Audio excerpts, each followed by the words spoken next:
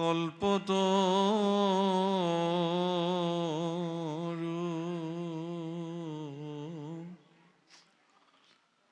ও তাৰ ফলমহা ভাগৱত শুকমুখে আখি ভূমিত ভৈলা বিদিত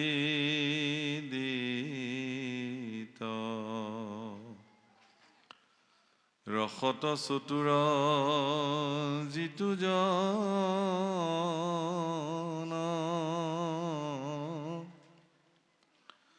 কৃষ্ণৰ চৰণে দিয়া মন পৰম সন্তোষে পিয়ুক ৰসয় অমৃত ৰাম পৰম সন্তোষে পিয়ুক ৰসয় অমৃত।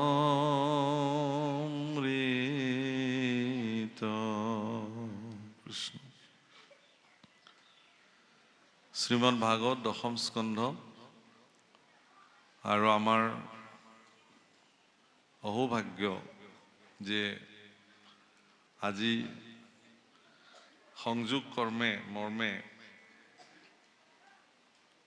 গোপী উদ্ধৱ সংবাদ মিলিছে।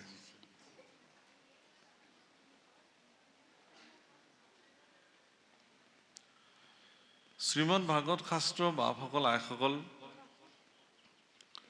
শ্ৰীমদ ভাগৱত শাস্ত্ৰ মূলতঃ এখন সংবাদ শাস্ত্ৰই হয়। প্ৰাৰম্ভণিৰ পৰা আপোনালোকে দেখে যদি সুক পৰীক্ষিত সংবাদ,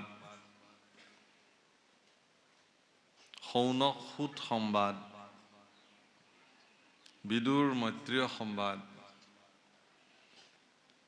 বিদুৰ উদ্ধৱ সংবাদ, উদ্ধৱ মৈত্ৰীয় সংবাদ, এনেকে বিভিন্ন সংবাদৰ মাজেৰে কৃষ্ণ উদ্ধৱ সংবাদ, গোপী উদ্ধৱ সংবাদ, নাৰদ বসুদেৱ সংবাদ ইত্যাদি কেৱল আৰু কেৱল সংবাদৰ মাজেৰে ভাগৱত আগবাঢ়িছে। সংবাদ শব্দৰ অৰ্থ আচলতে বাৰ্তা, শুভ বাৰ্তা।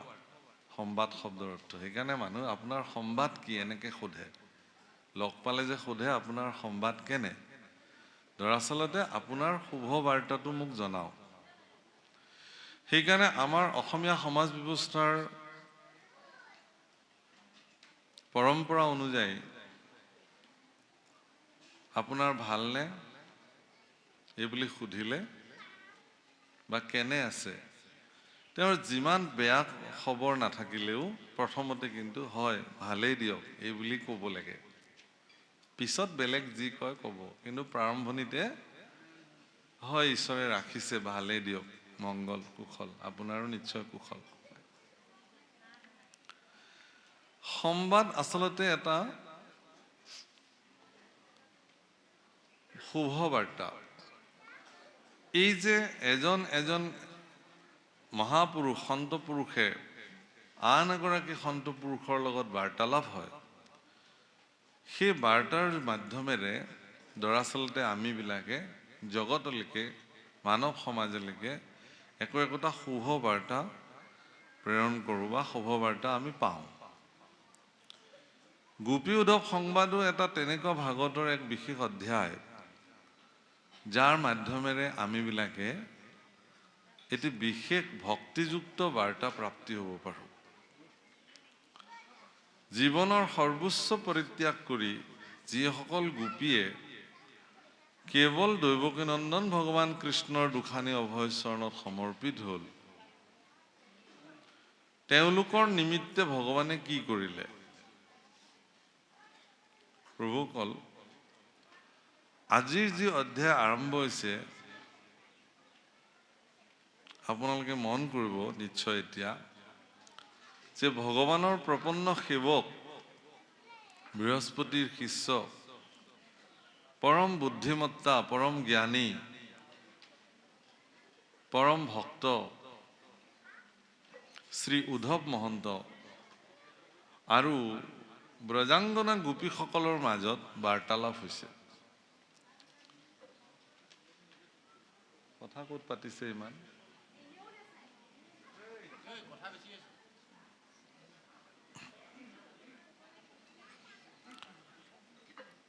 হে রাম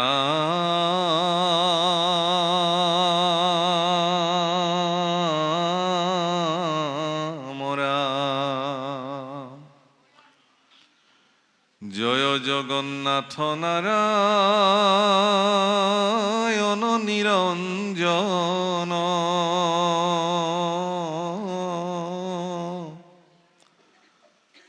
জয় দামোদর দেব দৈব কি নন্দন,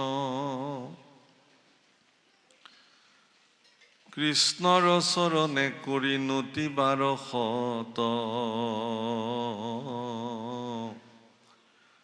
শংকৰে ৰচিলা কথা মহাভাগৱত।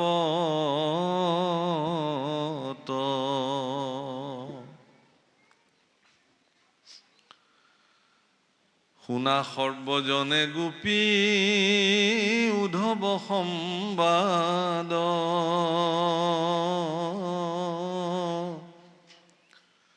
ও কোটিজন মৰ কৰি পাতক উচ্ছাদ, হে ৰাম নাহি ধৰ্ম কৃষ্ণ কথা, শ্ৰৱণত পৰে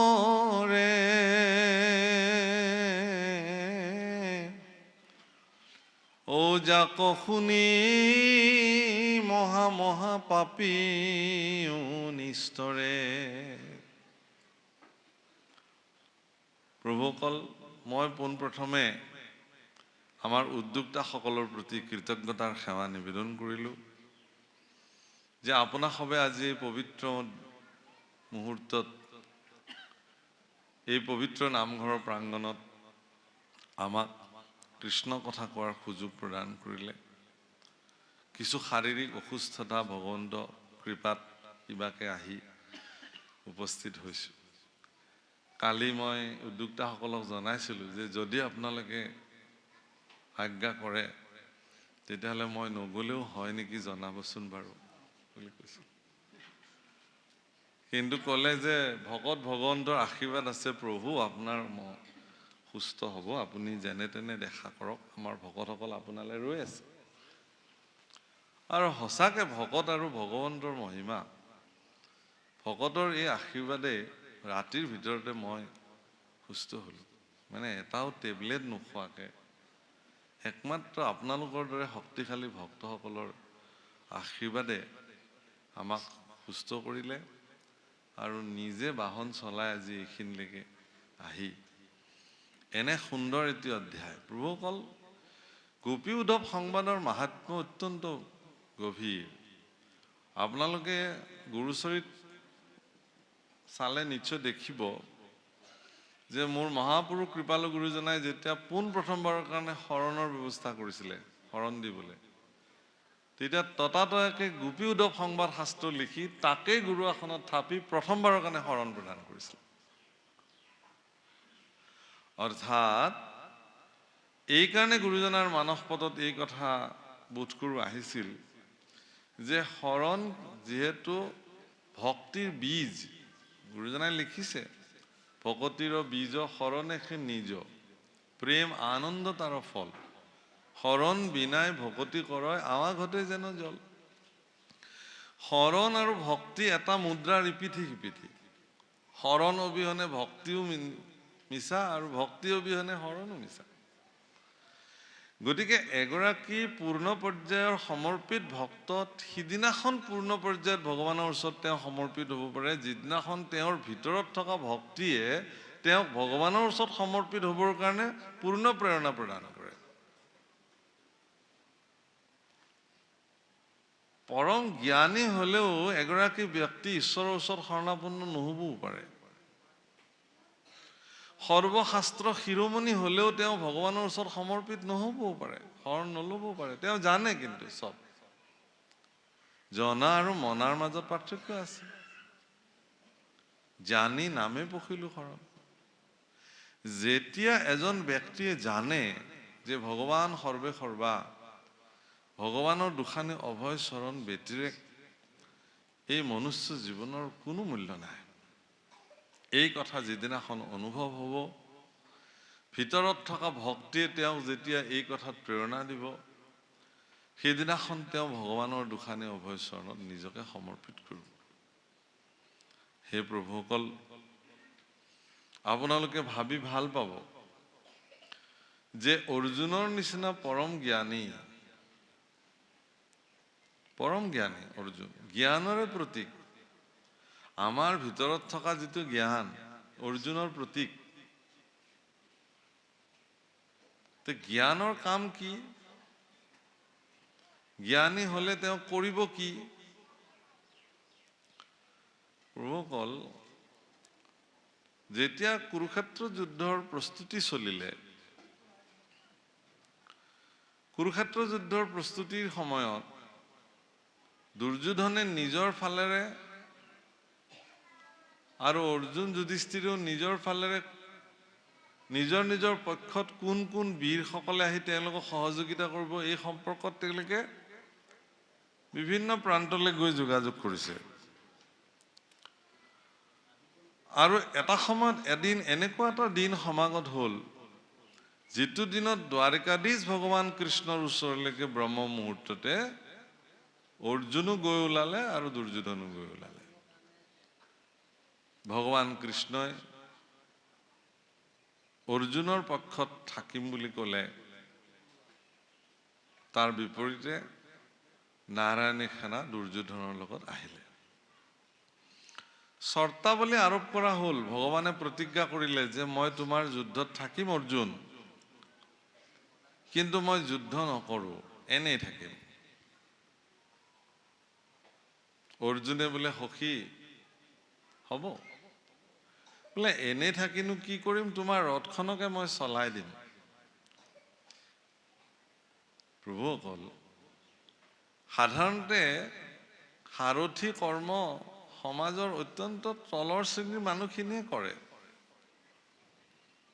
কৃষ্ণ সাৰথি কৰিব লগা মানুহ নহয়, ব্যক্তি নহয়। কৃষ্ণ পৰম বীৰ, পৰম পৰাক্ৰমী। কংসৰ নিচিনা দুৰাচাৰীক আচাৰি মাৰি থৈ আহিছে সেই কৃষ্ণ, 7 বছৰ 8 বছৰ বয়সতে। সেই কৃষ্ণ সাধাৰণ পুৰুষ নহয়, পৰম পৰাক্ৰমী। গতিকে সেই কৃষ্ণ পুৰুষে এখন মহাৰণত, কুৰুক্ষেত্ৰ মহাৰণত কিন্তু বিনা অস্ত্ৰে বিনা যুদ্ধে তেওঁ থাকিব। অৰ্জুনে ক'লে কি, যে প্ৰভু তুমি মোৰ ৰথখনকে চলাবা। ঠিক আছে। 4টা ঘোঁৰাৰ নাকি লগাই বাঘজৰী ভগৱান কৃষ্ণৰ হাতত সমৰ্পিত কৰিলে। ভগৱান কৃষ্ণ আনন্দিত হ'ল। প্ৰভুসকল, জ্ঞানীসকলৰ এয়া কৰ্ম। কুৰুক্ষেত্ৰ যুদ্ধৰ যিখন ৰথ, সেই ৰথখন আমাৰ শৰীৰটোৱে। আমাৰ এই শৰীৰটোৱে ৰথ, আৰু এই সংসাৰখনে কুৰুক্ষেত্ৰ। আৰু ইয়াতে মন, বুদ্ধি, চিত্ত, অহংকাৰ, মনৰ 4টা স্বৰূপ এই শৰীৰৰূপী ৰথখনৰ উদাত্ত ঘোঁৰা। অৰ্জুন স্বয়ং যোদ্ধা, জ্ঞান স্বৰূপ শৰীৰৰ ভিতৰতে বিদ্যমান। জ্ঞানৰ অখণ্ড অস্ত্ৰৰ দ্বাৰা অজ্ঞানক নিপাত কৰি এন্ধাৰ বিনাশী পোহৰৰ গতিত গতি কৰা জ্ঞানৰ কাম।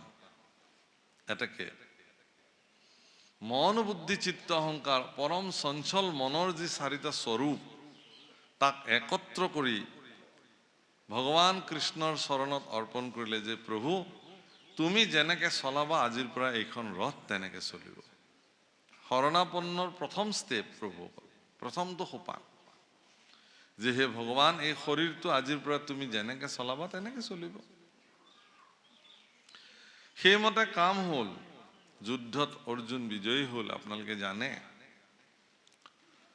প্ৰভুসকল, সেই অৰ্জুনো কিন্তু যুদ্ধৰ আৰম্ভণিতে বিষাদত পৰিলে, বিষাদত পৰিলে যে এইবিলাক মোৰ ইষ্ট কুটুম্ব, ভাতৃ, মিত্ৰ, বন্ধু, এওঁলোকক বধ কৰি পেলাই মইনো কেনেকে ৰজা হ'ম? তাতকে মই দেখোন ভিক্ষা খুজি খোৱাই ভাল। ভগৱান কৃষ্ণই কৈছে, স্বধৰ্মেই নিধনম শ্ৰেয় পৰো ধৰ্ম ভয়াৱহ।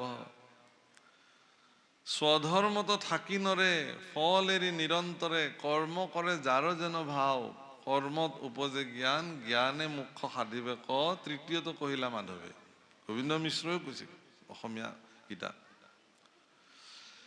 তুমি কেনেকুৱা কৰ্ম? স্বধৰ্মত থাকি। স্বধৰ্ম মানে নিজৰ ধৰ্ম। সেই সময়ত নিজৰ ধৰ্ম মানে অৰ্জুনৰ কি? তেওঁতো ক্ষত্ৰিয় আছিল। ক্ষত্ৰিয়সকলৰ ধৰ্মই যুদ্ধ কৰা।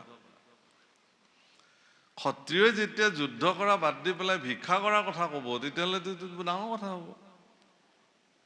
গতিকে সেই অৰ্জুন, তুমি যুদ্ধ কৰিব লাগিব। অন্যায়ৰ বিৰুদ্ধে তুমি যুদ্ধ কৰাটো নিশ্চিত কৰিবই লাগিব। বিভিন্ন প্ৰশ্নৰ সমাধান অৰ্জুনক দিয়া হ'ল, আৰু অৰ্জুনে সেই সমাধান লৈ লৈ লৈ লৈ শেষত ভগৱান কৃষ্ণৰ সিদ্ধান্তত আহিল কি? ভগৱান কৃষ্ণই ক'লে যে এতিয়া তুমি কি কৰিব লাগিব? গীতাটো শেষ কোৱা, সৰ্বধৰ্মানাম পৰিত্যজ্য মাম একম শৰণম ব্ৰজ অহম ত্বাম সৰ্ব পাপেভ্যো মোক্ষয়িষ্যামি মা শুচা। সকলো ধৰ্ম পৰিত্যাগ কৰি তুমি মোৰ চৰণত শৰণাপন্ন হোৱা। প্ৰভুসকল, মনত ৰাখিব, সেই সময়ত সনাতন ধৰ্ম ব্যতিৰেকে বেলেগ ধৰ্মই নাছিল। তেতিয়াহ'লে সৰ্বধৰ্মান মানে কি? এইটো এটা ডাঙৰ প্ৰশ্ন আজিৰ তাৰিখত। যিহেতু সেই সময়ত সনাতন ধৰ্ম ব্যতিৰেক অন্য কোনো ধৰ্ম নাছিলে, গতিকে অৰ্জুনক ভগৱান কৃষ্ণই কি ধৰ্ম পৰিত্যাগ কৰাৰ কথা? আজিৰ তাৰিখত হ'লেতো বেলেগ আছিল কথাটো। দৰাচলতে অৰ্জুনক ভগৱান কৃষ্ণই ক'লে যে তুমি তোমাৰ ইন্দ্ৰিয়সমূহৰ স্বকীয় স্বকীয় যি ধৰ্ম ব্যৱস্থা সেইবিলাকক পৰিত্যাগ কৰা, আৰু একাদশ ইন্দ্ৰিয় গৈ পেলাই এক হৈ পেলাই কেৱল আৰু কেৱল মোৰ দুখানি অভয়চৰণত তুমি নিজক সমৰ্পিত কৰা। এইটোৱেই হ'ব তোমাৰ কাৰণে শ্ৰেষ্ঠ সিদ্ধান্ত। সেইকাৰণে তাৰ আগৰ মুহূৰ্তত কৈছে, মন মনা ভৱ মাত ভক্ত মাত আজি মাম নমস্কুৰু মামৈ বৈশ্যসি সত্যংত প্ৰতি জান প্ৰিয়সীমে। তুমি মোকেই ভজনা কৰা, মোকেই সেৱা কৰা, মোৰ ওচৰতে সমৰ্পিত হোৱা। প্ৰভুসকল, এয়া হ'ল শৰণাপন্নতাৰ ব্যৱস্থা। গতিকে মহাপুৰুষ শ্ৰীমন্ত শংকৰদেৱ গুৰুজনায়ো কৃষ্ণ গোপী উদ্ধৱ সংবাদ বিৰোচন কৰিবলৈ গৈ কৈছে, জয় জয় জগন্নাথ নাৰায়ণ নিৰঞ্জন কৃষ্ণ দামোদৰ দেৱ দৈৱকী নন্দন, কৃষ্ণৰ চৰণে কৰি কোটি বাৰশত শংকৰে ৰচিলা কথা মহাভাগৱত, শুনা সৰ্বজনে গোপী উদ্ধৱ সম্বাদ, কৌটি জনমৰ কৰি পাতক বিঘাত। কৌটি কৌটি জন্মৰ পাপৰ পৰা যদি নিষ্কৃতি হ'বলৈ মন আছে তেতিয়াহ'লে গোপী উদ্ধৱ সংবাদ শুনক। ইমান শক্তিশালী গভীৰ যে গোপী উদ্ধৱ। সেইকাৰণে সাৱধান সাৱধান, ভাগৱত কথা শ্ৰৱণ কৰিবলৈ অত্যন্ত সাৱধান হ'ব লাগে। কেলে যে গোপী উদ্ধৱ সংবাদ এনেকুৱা এটা অধ্যায়, ভাগৱতৰ অধ্যায়সমূহৰ ইমানেই জোৰদাৰ মাহাত্ম্য যে এই কথা শ্ৰৱণ কৰিলে মানুহে কৌটি জন্ম মহাপাপৰ পৰা মুক্ত হৈ যায়।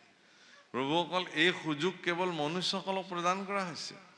অন্য ইতৰ প্ৰাণীবিলাকে ইচ্ছা থকা সত্ত্বেও তেওঁলোকে ভগৱানক বুজিব নোৱাৰে, ভগৱানৰ গুণ তেওঁলোকে শ্ৰৱণ কৰিব নোৱাৰে, কীৰ্তন কৰিব নোৱাৰে, গাব নোৱাৰে। মানুহক কিন্তু এই সুযোগ ভগৱানে দি থৈ দিলে। সেইকাৰণে মনুষ্য মৃত্যুৰ মানে মুক্তিৰ দুৱাৰমুখ বুলি কৈছে, যে মনুষ্য জন্ম হোৱাৰ পিছত আৰু যাতে কোনো জন্ম হ'ব নালাগে তাৰ ব্যৱস্থা মানুহে কৰিব পাৰে। এই অৱস্থাটোৰ নামে হ'ল নিবৃত্তি মাৰ্গ, নিগম মাৰ্গ। আৰু এই নিবৃত্তি মাৰ্গৰ বিধান কেৱল আৰু কেৱল এভাগ শাস্ত্ৰই প্ৰদান কৰিছে, সকলো নিগম কল্পতৰু মহাভাগৱত, ভাগৱতে দিছে। যে এইটো কি তেতিয়াহ'লে?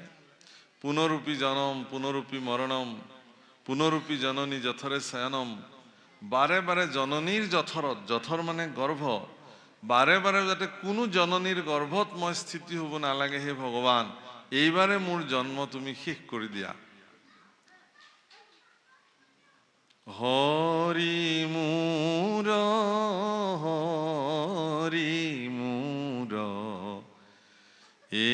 এদিন দয়াল, কে জানিতে পারয় তুমার ঠাকুরাল, এ হরিয়ে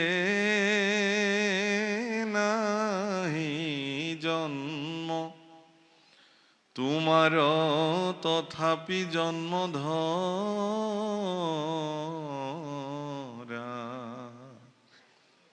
কি কৈছে? নাহি জন্ম তথাপি তোমাৰো জন্ম ধৰা। কাৰ কথা কৈছে? পৰম ব্ৰহ্ম ভগৱানৰ কথা কৈছে, ঈশ্বৰৰ কথা কৈছে। সহি জন্মে জীৱৰ নম দূৰ কৰা।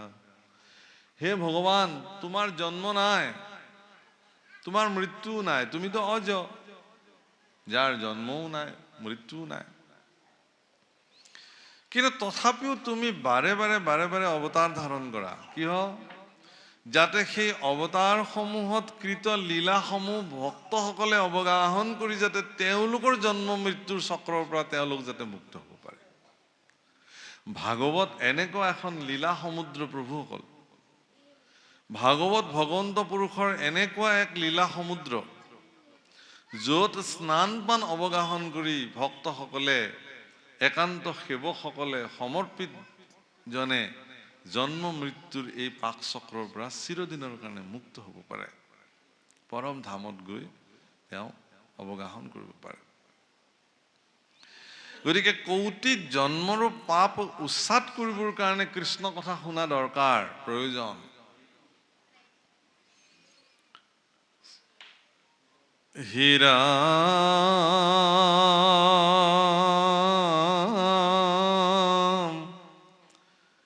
নাহি ৰাম গোকুলৰ হন্তে হৰি, আখে মথুৰা ক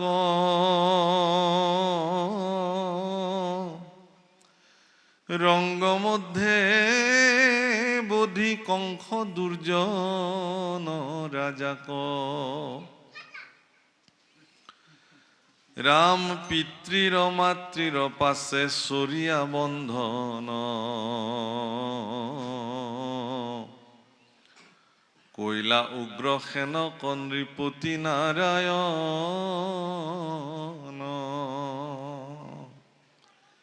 গোকুলৰ পৰা ঈশ্বৰে মথুৰালৈকে আপোনালোকে সকলোৱে এই কথা জানে যে অক্ৰূৰ খুৰাই ৰাতিতে ৰথ ডকাই লৈ আহিলে। অৱশ্যে ভগৱানেই নিৰ্দেশ দিলে, অক্ৰূৰ খুৰাই ৰাতিতে ডকাইবা ৰথ, পুৱাইলে নিদিবে পথ, মোৰ প্ৰাণৰ গোপীসকলে পোহৰ হলে তুমি মোক নিব নোৱাৰিবা কিন্তু ইয়াৰ পৰা। আৰু আপোনালোকে আচৰিত হ'ব ভাবিলে যে গোকুলৰ নিচিনাকে দধি দুগ্ধ মাখন উভয় নদী স্থান, তাতে তেওঁৰ যিবিলাক গৰখীয়া বন্ধু, নদী নলা গোটেই অৰণ্য বন সমান কৰি খেলি ফুৰা ভগৱান কৃষ্ণ, বৃন্দাবনত গোপীসকলৰ লগত ৰাসক্ৰীড়াৰ দৰে উত্তম ক্ৰীড়া সাধন কৰা ভগৱান কৃষ্ণ, সেই সমস্তবিলাক আৰু নন্দ যশোদাৰ যি মৰম সাদৰ, গোপীবিলাকৰ যি প্ৰেম, এই সকলোকে পৰিত্যাগ কৰি একমাত্ৰ কৰ্তব্য নিৰ্বাহন কৰিবৰ কাৰণে ভগৱান কৃষ্ণ সেই কম বয়সতে 7 বছৰ বয়সতে তেওঁ মথুৰালৈকে আহিবৰ কাৰণে সিদ্ধান্ত ল'লে।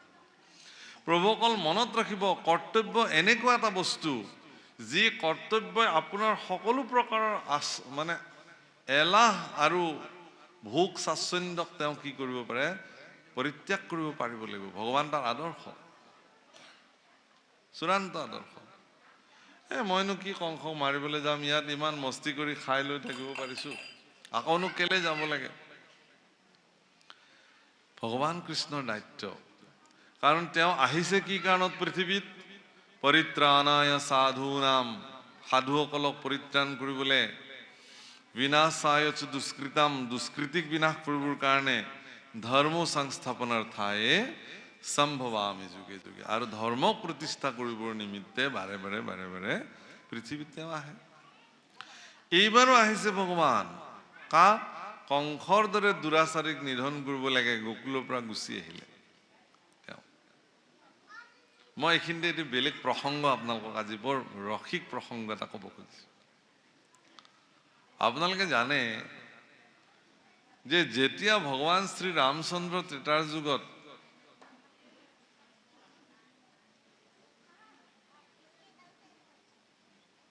চক্ৰৱৰ্তী মহাৰাজ অযোধ্যা নৰপতি দশৰথে সিদ্ধান্ত ল'লে যে ৰামক ৰাজ অভিষেক কৰা হ'ব পুষ্য নক্ষত্ৰ পিছদিনাখন। জংকটটো ৰাতিয়ে লাগিল মন্থৰাৰ কুমন্ত্ৰণাত। মাতৃ কৈকেয়ীয়ে দেৱাসুৰ সংগ্ৰামত পাব লগা বৰ সিদিনাখনে বিচাৰিলে, আৰু বিচাৰিলে এনেকুৱা অদ্ভুত বৰ বিচাৰিলে স্বামীৰ পৰা, যিটো তেওঁ কাহানিও কল্পনা কৰা নাছিল। তেওঁৰ প্ৰাণ সমপুত্ৰ ৰামচন্দ্ৰৰ 14 বছৰ বনবাস যে বিচাৰিলে, আপোনালোকে চাব বাল্মীকিকৃত ৰামায়ণে হওক, গোস্বামী তুলসীদাসকৃত ৰামায়ণে হওক, শুক ৰামায়ণ, আপোনালোকে ভাগৱততো ৰামায়ণ উল্লেখ আছে, খুব কম সংক্ষিপ্ততে শুকদেৱে ৰামায়ণ বৰ্ণন কৰে, যাক শুক ৰামায়ণ বুলি কোৱা হয়। পৰীক্ষিতৰ আগত ৰামায়ণ বৰ্ণন কৰিছে, বৰ বিলক্ষণযুক্ত, মানে সংস্কৃত ভাগৱতত বৰ বিলক্ষণযুক্ত শ্লোকসমূহ পদাৱলী তাত বৰ্ণন হৈছে। শ্লোক শুক ৰামায়ণত তাত কোৱা হৈছে, আপুনি এটাও এনে বাক্য নাই যিটো বাক্য দশৰথৰ শ্ৰীমুখে ওলাইছে যে ৰামক বনবাস দিয়া হ'ল, নাই। দশৰথে মৌন হৈ আছে, কি কব।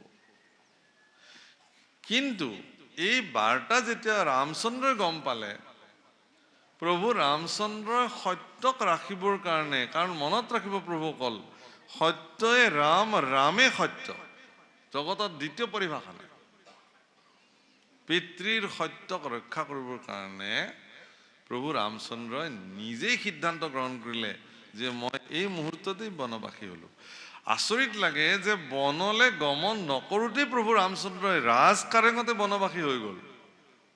কাৰণ যুৱৰাজ হিচাপে ৰাতিপুৱা ব্ৰহ্ম মুহূৰ্ততে যাৰ অভিষেক হ'ব, সেইকাৰণে ৰামচন্দ্ৰৰ শিৰৰ ওপৰত এটি সুবৰ্ণ ছত্ৰ ধাৰণ কৰি ৰাখিছিল। ৰামচন্দ্ৰই যেতিয়া পিতৃৰ লগত কথা পাতি ওলাই আহিছিল, তেতিয়া ছত্ৰধাৰীয়ে যেতিয়া আহি ৰামচন্দ্ৰৰ শিৰত ছত্ৰ ধাৰণ কৰিছিল, ৰামচন্দ্ৰই ছত্ৰটো গুচাই দিছিল যে মোক আৰু এই ছত্ৰটোৰ প্ৰয়োজন নাই, আৰু স্বৰ্ণময়ী পাদুকা পানৈ খুলি থৈছিল। খালী ভৰিৰে বিনা মুকুট আৰু বিনা ছত্ৰে দণ্ডে তেওঁ খোজকাঢ়িছিল। তেওঁৰ মন্ত্ৰী সুমন্তই সুধিছিল যে হে যুৱৰাজ, কি কাৰণত? বোলে না, মইতো বনবাসী হলো পিতৃৰ বাক্য ৰক্ষা কৰিবৰ কাৰণে।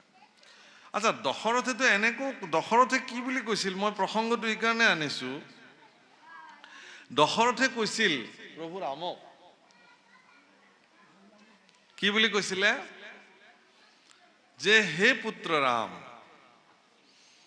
তুমি এটা কাম কৰা, যিহেতু সমগ্ৰ আমত্যবৰ্গ, মন্ত্ৰীবৰ্গ, সমগ্ৰ পাৰিষদৰ মাজত প্ৰস্তাৱ পাৰিত কৰা হৈছিল যে তোমাক ৰাজ্য অভিষেক কৰা হ'ব, কাইলৈ ৰজা পাতা হ'ব অযোধ্যাৰ, এতেকে তুমি মোক পোতাশালত বন্দী কৰি দিয়া, মোক জেলত ভৰাই দিয়া, তুমি ৰজা হৈ যোৱা। কাৰণ তুমি ৰজা হোৱাটো ধৰণীৰ কাৰণে, মেদিনীৰ কাৰণে, পৃথিৱীৰ কাৰণে কল্যাণকাৰী। ভগৱান শ্ৰী ৰামচন্দ্ৰই মনে মনে চিন্তা কৰিছিল যে এই কাম মোৰ দ্বাৰা কৰিবৰ কাৰণে মই পৃথিৱীত আহিছো নেকি?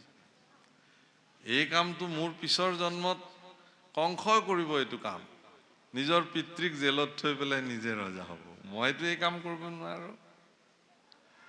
প্ৰভুসকল, ভাৰতবৰ্ষৰ সভ্যতা সংস্কৃতিত কেতিয়াও বাপেকক জেলত থৈ পেলাই পুতেক ৰজা হোৱা ভাৰতীয় সনাতন পৰম্পৰাত নাই। আৰু এই পৰম্পৰা ক'ত আছে আপোনালোকে নকলেও জানে। বাপেকক জেলত থৈ পুতেক ৰজা হোৱা ভাৰতবৰ্ষৰ ইতিহাসত আছে। সেইবিলাক কোন আছিল সেয়া আমি নকলেও হ'ব, আপোনালোকে জানে। কিন্তু ভাৰতবৰ্ষৰ সনাতনী পৰম্পৰা, হিন্দু সভ্যতা আৰু সংস্কৃতিৰ প্ৰবাহমান গতিত হাজাৰ হাজাৰ বছৰ ধৰি প্ৰবাহিত হৈ আছে। সেই প্ৰবাহমান সোঁতত কেতিয়াও পুত্ৰই পিতৃক পোতাশালত থৈ ৰজা হোৱাৰ নজিৰ আজিলৈকে নাই। আৰু এই নজিৰ এগৰাকীৰ অসুৰে, কংসৰ নিচিনা অসুৰে দেখুৱালে কাৰণে আজি 7 বছৰ বয়সতো কৰ্তব্যক নিৰ্বাহন কৰা ভগৱান কৃষ্ণ গোকুলৰ নিচিনা সমস্ত আদৰ সন্মান ঘি মাখন পৰিত্যাগ কৰি তেওঁ কলৈকে আহিছে? মথুৰালৈকে আহিছে। হীৰা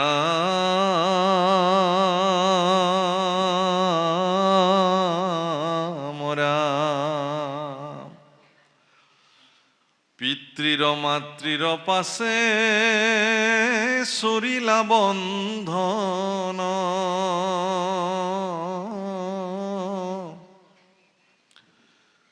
কৈলায়ুগ্ৰ সেনক নৃপতি নাৰায়ণ, ৰাম সন্দীপনি গুৰুগৃহে পঢ়িলা শাস্ত্ৰ ক, গুৰুক দক্ষিণা দিলা মৃতক পুত্ৰক, ৰাম সমে মথুৰাক পুনৰূপী আখি,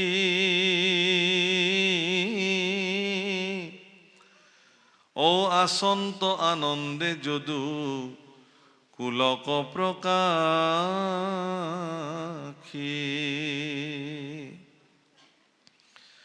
শুকনিগদতি শুনি উক পৰীক্ষিত,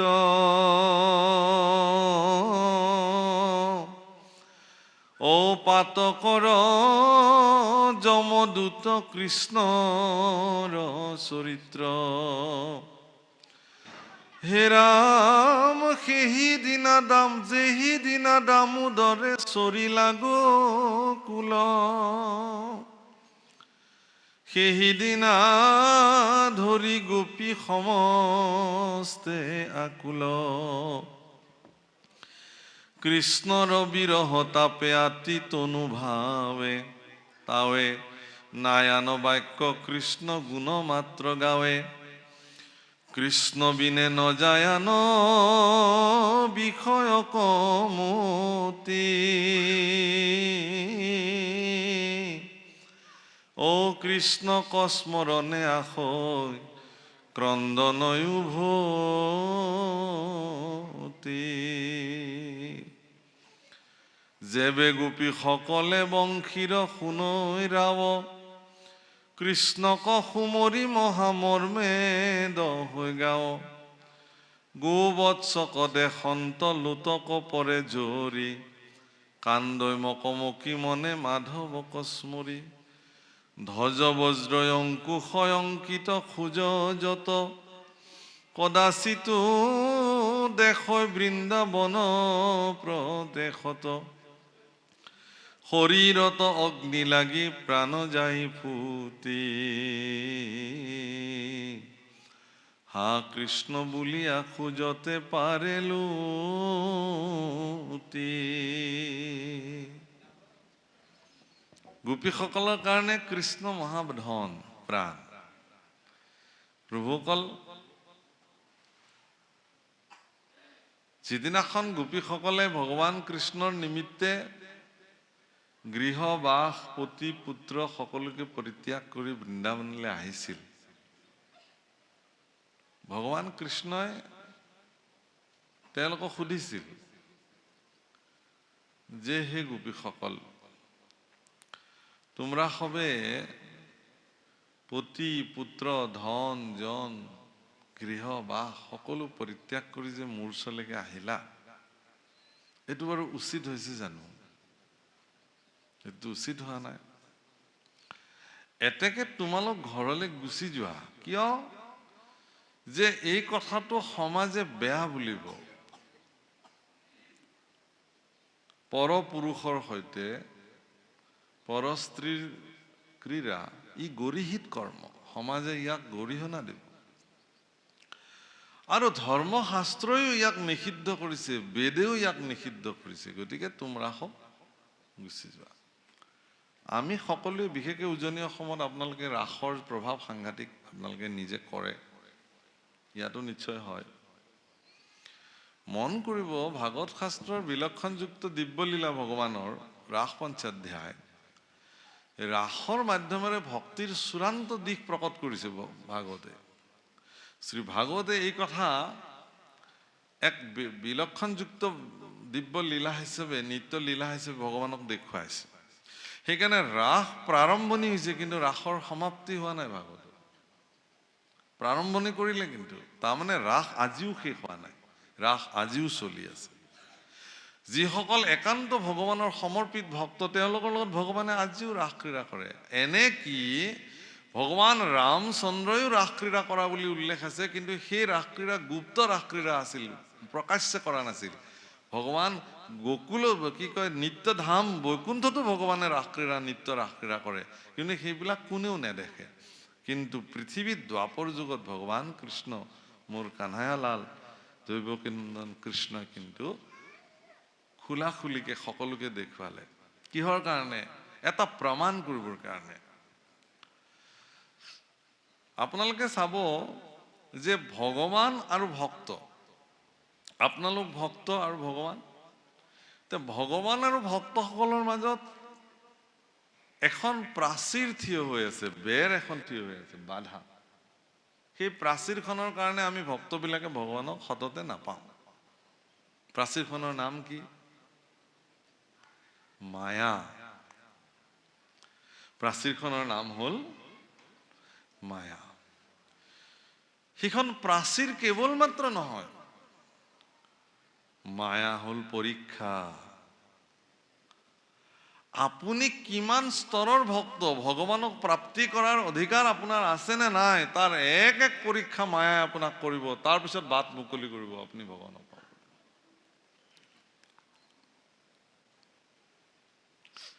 কিন্তু ৰাসলীলাৰ যেতিয়া ভাগৱত পঞ্চাধ্যায়, ৰাস পঞ্চাধ্যায়, সংস্কৃত ভাগৱতত শ্লোক আৰম্ভ হৈছে, ভগৱান অপীত ৰাত্ৰি শাৰদোৎফুল্ল মল্লিকা বিশ্ৰন্তি মনঃ চক্ৰে যোগ মায়া উপাশ্ৰিতা। বিশ্বৰন্তি মনঃ চক্ৰে যোগ মায়া উপাশ্ৰিতা। চাব, যি মায়াই ভগৱানক পাবৰ কাৰণে ভক্তৰ কাৰণে বাধাৰ প্ৰাচীৰ হৈ থাকে, আজি ভগৱানে সেই মায়াক আদেশ কৰিছে যে হে মায়া, তুমি আজি এনেকুৱা এটা ব্যৱস্থা কৰিব লাগে। ভগৱান অপীত ৰাত্ৰি শাৰদোৎফুল্ল মল্লিকা, এক মানে লক্ষ্মীৰ শ্ৰীমুখৰ নিচিনা উজ্জ্বলভাৱে প্ৰকাশিত উদিত পূৰ্ণিমাৰ চন্দ্ৰৰ প্ৰভাৱ আৰু প্ৰকাশে বৃন্দাবন ক্ষেত্ৰক সিদিনাখন ইমান ৰঞ্জিত কৰি তুলিলে। এনে এবিধ সুগন্ধি পুষ্প নাই যি বিকশিত হোৱা নাই। পূৰ্ণ বিকশিত পুষ্পৰ পৰা প্ৰকাশিত সুগন্ধিয়ে সমস্ত বৃন্দাবনৰ পৰিৱেশ বেলেগ ধৰণৰ কৰি তুলিলে। প্ৰতিজোপা সুগন্ধি পুষ্পৰ পৰা বিকশিত সেই ৰেণুবিলাকে ৰিব ৰিব বলি থকা মলয়া বতাহৰ লগত এনেধৰণে বিয়পি পৰিছিল যে সৰ্বসাধাৰণ মানুহ কামত বিমোহিত হৈ বাগৰি বাগৰি পৰে। এনেকুৱা পৰিৱেশ বৃন্দাবনত নিৰ্মাণ হৈ গ'ল। অলিকুল ভোমোৰাবিলাকে এনেধৰণে পুষ্পবিলাকত নৃত্য কৰিবলৈ আৰম্ভ কৰিলে, ময়ূৰবিলাকে এনেধৰণে চালি ধৰিব ধৰিলে, ককিল কণ্ঠত কুলিয়ে মাতিব ধৰিলে, বৃন্দাবনৰ পৰিৱেশ বেলেগ ধৰণৰ পৰিৱেশ নিৰ্মাণ হৈ গ'ল। কাৰ্তিক মাহৰ সেই বিশেষ পূৰ্ণিমাত ভগৱান কৃষ্ণৰ মন গ'ল যে ইমান সুন্দৰ পৰিৱেশত মই ভক্তসকলৰ লগতে থাকিব লাগে। আৰু সেইকাৰণে ভগৱানে কি কৰিলে, ভগৱান অপীত ৰাত্ৰি শাৰদোৎফুল্ল মল্লিকা, এনেকুৱা এটা সুন্দৰ বাতাবৰণত ভগৱান কৃষ্ণই গোপীসকলক আমন্ত্ৰণ কৰাৰ সিদ্ধান্ত ল'লে। মায়াক ক'লে, আজি কিন্তু তুমি বাধাৰ প্ৰাচীৰ হ'ব নোৱাৰিবা, আজি তোমাৰ বাধা মোৰ ভক্তই নামানিব। তুমি আজি আয়োজক হ'ব লাগিব, উদ্যোক্তা হ'ব লাগিব। ভক্ত আৰু ভগৱান মিলিত হ'ব। ভক্ত আৰু ভগৱানে দিব্য লীলা সম্পাদিত কৰি ভক্ত আৰু ভগৱান এক হৈ যাব। আজি এই ব্যৱস্থাৰ তুমি মুখ্য আয়োজক হ'ব লাগিব। কামদেৱক আমন্ত্ৰণ কৰিলে, আহা। তুমিতো কৈলাশপতি ভগৱান শিৱক তুমি পঞ্চবান নিক্ষেপ কৰি পেলাই কামনাত ৰত কৰাব খুজিছিলা। আজি মোৰ তাতে প্ৰভাৱ পেলাই চোৱা, চাওঁ তোমাৰ কিমান শক্তি আছে। কামদেৱো আহিল সাজি কাচি, কিন্তু ভগৱান কৃষ্ণৰ নোম এডালকো তেওঁ কি স্পৰ্শ কৰিব নোৱাৰিলে। যাৰ কাৰণে কামদেৱ আহি ভগৱানৰ চৰণত দণ্ডৱত প্ৰণিপাত কৰিলে যে প্ৰভু, মই হাৰ মানিলো, মোক তোমাৰ পুত্ৰ হিচাপে গ্ৰহণ কৰিব লাগে। হে প্ৰভুসকল, ভক্তৰ কাৰণে ভগৱানে, আপোনালোকে চাব যে অন্য দিনা যি বংশীধ্বনি ভগৱানে গোপীসকলৰ কাৰণে বা অন্য সময়ত ভগৱানে যি পঞ্চম নাদে বংশীধ্বনি কৰে, ৰাসক্ৰিয়াৰ দিনা ভগৱানে কিন্তু সেই বংশীধ্বনি কৰা নাই। ভাগৱতত লিখিছে, সেইটো কি বুলি কৈছে? গীত বুলি কৈছে, গীত, বেণু গীত। বংশীত ধ্বনি কোৱা নাই। ৰাস পঞ্চাধ্যায়ত কি বুলি কৈছে? বেণু গীত, গীত গাইছে ভগৱানে পঞ্চম নাদে। আৰু আচৰিত কথা এইটোৱেই যে সকলো গোপীয়ে সেই বেণু গীত কৰ্ণগোচৰ কৰা নাই, কৰিব পৰা নাই। প্ৰভুসকল, আমি ইয়াতে যিমান ভক্ত বহি আছো, সকলোৱে ভাগৱত কথা শুনি আছো। ইয়াৰ মাজত বহি থাকিও কোনোবাই ভাগৱত নুশুনাকেও বহি থাকিব পাৰে ইয়াত, ইচ্ছা কৰিলে পাৰে। তেওঁ অন্য মনটো থৈ দিলে হ'ল, নুশুনিব। গোপীসকলে ভগৱানৰ বেণু গীত সকলো গোপীয়ে শুনা নাছিল। কোনবিলাক গোপীয়ে শুনিলে তেতিয়াহ'লে? যিবিলাক গোপীয়ে ভগৱান কৃষ্ণক প্ৰাণবল্লভ মানিলে, প্ৰাণবল্লভ স্বামী মানিলে, তেওঁলোকেহে শুনিলে। তুমি মোক স্বামী মানিছা, তুমি আহা। তুমি মোক স্বামী মানিছা, তুমি আহা। কিছুমানে পুত্ৰবৎ ভগৱানক ভাল পায়, তেওঁ আহিব নালাগে, তেওঁতো মাতৃ হৈ গ'ল। কোনোবাই তেওঁক নাতি হিচাপে ভাল পায়, কোনোবাই বন্ধু হিচাপে ভাল পায়, কোনোবাই পুত্ৰ হিচাপে ভাল পায়, তেওঁলোক থাকক। কিন্তু যিবিলাকে বল্লভ মানিছে, প্ৰাণবল্লভ মানিছে, প্ৰাণবল্লভ হোৱা গোপীসকল ভগৱান কৃষ্ণৰ বেণু গীত শুনি তেওঁলোক কৃষ্ণৰ ওচৰলৈকে যাবলৈ ওলাল, সাজি কাচি। যেই যাবলৈ ওলাল, ভগৱান কৃষ্ণই বেণু গীত গালে, তেওঁলোক যাবলৈ ওলাল বৃন্দাবনলৈ এই নিশাখন। স্বামী, পুত্ৰ, দেৱৰে তেওঁলোকক বাধা দিলে, ঘৰৰ ভিতৰত বন্দী কৰি দিলে। এই যে কৃষ্ণৰ বিৰহ হ'ল, তেওঁলোকে কৃষ্ণ প্ৰাপ্তিৰ পৰা যে বাধা হ'ল, সেই তাপত তেওঁলোকে তাপিব ধৰিলে ঘৰৰ ভিতৰতে। প্ৰভুসকল, যেতিয়া ব্যক্তি এজন তাপে কৃষ্ণ বিৰহত, মই কৃষ্ণ পাব লাগে, মোক কৃষ্ণক লাগে, এই তাপত যেতিয়া মোক বিষয় সুখ লাগে, এইটো তাপতো মানুহে তাপে। সেইটো তাপৰ জুইকুৰা বেলেগ, সেইটোতো ত্ৰিতাপ ক্লিষ্টতা। সত্যগুণ, ৰজগুণ, তমগুণ, তিনি গুণৰ দ্বাৰা যি মানুহ জীৱ সংসাৰ আছে, তাত আকৌ ত্ৰিতাপ ক্লিষ্ট জীৱবিলাক আছে। আধি ভৌতিক তাপ, আধ্যাত্মিক তাপ আৰু আধি দৈবিক তাপ। এই তিনি তাপত তাপক্লিষ্ট বিষয় যিবিলাকৰ যি তাপ, এই তাপত পুৰি পুৰি দহি দহি শেষ হৈ যায়। কিন্তু কৃষ্ণ বিৰহত যেতিয়া এজন ব্যক্তি তাপে, তেতিয়া তেওঁৰ জগতৰ সমস্ত পাপ সেই তাপত বিনাশ হৈ যায়। পাৰ্থক্য এইটোৱে। আচ্ছা, তেওঁৰ যেতিয়া তেওঁলোকৰ শৰীৰৰ যিমানবিলাক পাপ, এইবিলাক তেওঁলোকে কৃষ্ণ বিৰহৰ তাপত যেতিয়া তেওঁলোকৰ বিনাশ হৈ গ'ল, তেতিয়া তেওঁলোকৰ শৰীৰ শুদ্ধ হৈ গ'ল। তেতিয়া তেওঁলোকে ধ্যান কৰিলে, কৃষ্ণ ধ্যান। কিছুমানৰ ধ্যান সমাধি ইমান উচ্চ পৰ্যায়ৰ হৈ গ'ল, তেওঁলোকে তাতে প্ৰাণ ত্যাগ কৰি দিলে, গৈ কৃষ্ণত বিলীন হৈ গ'ল। আৰু কিছুমানে তৎক্ষণাত তাতে দিব্য শৰীৰ প্ৰাপ্তি কৰিলে। আৰু সেই দিব্য শৰীৰবিলাকে বৃন্দাবনলৈকে লৰি লৰি গুচি আহিলে।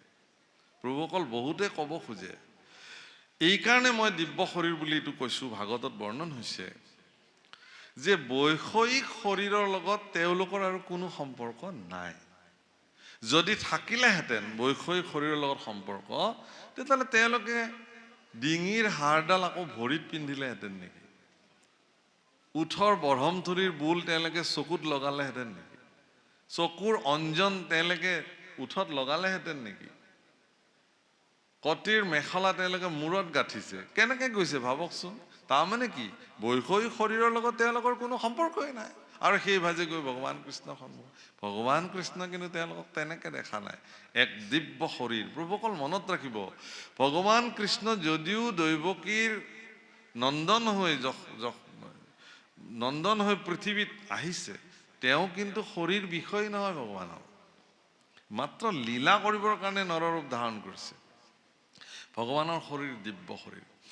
দিব্য শৰীৰ ভগৱানৰ লগত আলিংগন কৰিবৰ কাৰণে সেই শৰীৰবিলাক আমাৰ নিচিনা এনেকুৱা অধম শৰীৰে ক'ত ভগৱানৰ লগত আলিংগন কৰিব পাৰে? দিব্য শৰীৰে হ'ব লাগিব তেওঁলোক। আৰু সেইকাৰণে ভগৱানে তেওঁলোকক দিব্য শৰীৰ কৰি পেলালে। সেইকাৰণে চাব আপোনালোকে যে ৰাস নৃত্য কৰোঁতে কৰোঁতে গোপীবিলাকৰ ভাগৰ লাগিলে।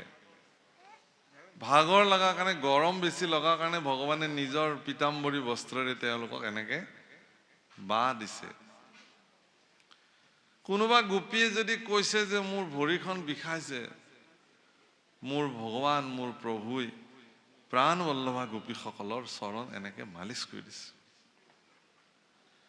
কোনোবা গোপীয়ে ভগৱানৰ পিঠিতে লগাই পেলাই জিৰণি লৈছে। এনে সৌভাগ্য কোন ভক্তৰ হ'ব পাৰে? এবাৰ ভাবকচোন প্ৰভুসকল। কাৰ জীৱনত এনে সৌভাগ্য ঘটিব পাৰে? আপোনাৰ মোৰ জীৱনত কোটি জন্ম কপাল ঘোৱাই থাকিলেও হ'বনে এনে ভাগ্য? তেওঁলোকৰ হ'ল কিন্তু। গতিকে এই যে ভগৱানৰ লগত একত্ৰ হ'ব পৰাৰ সামৰ্থ্যত স্বহম তত্ত্বত বিলীন হ'ল। তুমিয়ে মই, ময়ে তুমি, তোমাৰ আৰু মোৰ মাজত কোনো পাৰ্থক্য নাই। হে প্ৰভু, মই বুলিবলৈতো একোৱেই নাই, অহম মম ভাৱনা শেষ। গতিকে তুমিয়ে মই, ময়ে তুমি, সেইকাৰণে বিলীন হৈ গ'ল তেওঁলোক। সেই বিলীন হোৱা গোপীসকলক এৰি থৈ ভগৱান কৃষ্ণ কৰ্তব্যৰ খাতিৰত যেতিয়া মথুৰালৈ আহিলে, এতিয়া ভগৱান কৃষ্ণৰ দেখিছে তাত শুকদেৱে পৰীক্ষিতক কৈছে যে হে পৰীক্ষিত, অৱস্থাটো এনেকুৱা হ'ল যে ব্ৰজাংগনা গোপীসকলৰ এতিয়া দিন নাযায় ৰাতি নোৰোৱা অৱস্থা। উদ্ধৱ লহু গোকুলে লাই, আরে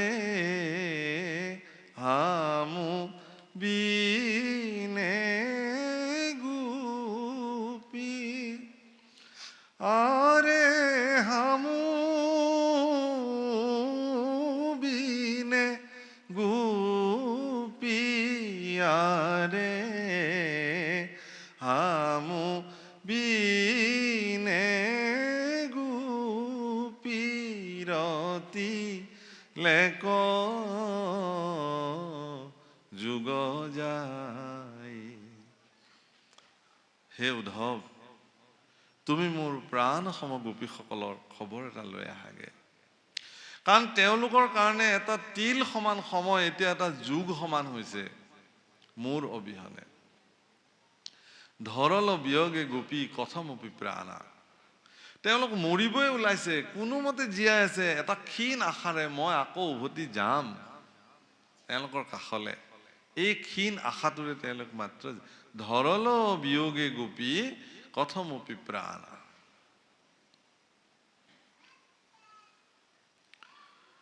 গতিকে তেওঁলোকে কেতিয়াবা খোজকাঢ়ি গৈ দেখিছে যে বৃন্দাবনত ভগৱান কৃষ্ণৰ পদচিহ্ন ধ্বজ বজ্ৰ অংকুশ পদ্ম পঞ্চচিহ্ন বিদ্যমান হৈ আছে। এনেকুৱা চিহ্ন যদি বৃন্দাবনত কেতিয়াবা দেখিছে, সেই খোজৰ পদধূলিকে বুকুত সাৱটি বাগৰি বাগৰি বাগৰি বাগৰি কান্দিছে, বাগৰি বাগৰি কান্দিছে। হে প্ৰভু, হে প্ৰাণ প্ৰিয়তম, হে কৃষ্ণ, তোমাৰ এই পদস্পৰ্শ আমি কেতিয়া পাম? তোমাৰ এই কৃপা হস্ত আমাৰ শিৰত কেতিয়া পৰিব? তোমাৰ সেই দিব্য শৰীৰৰ আলিংগন আমি আৰু কেতিয়া পাম? তাৰ ব্যতিৰেকে পৃথিৱীত তেওঁলোকৰ কাৰণে কোনো বস্তুৰে মূল্য নাই। প্ৰভুসকল, ভগৱান কৃষ্ণ ব্যতিৰেকে তেওঁলোকৰ জীৱনত কোনো বস্তুৰে মূল্য তেওঁলোকে নামানে।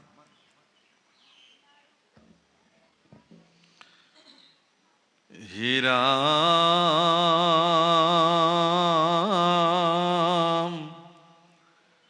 আনিবাক যাই জল যতে কগুৱালি,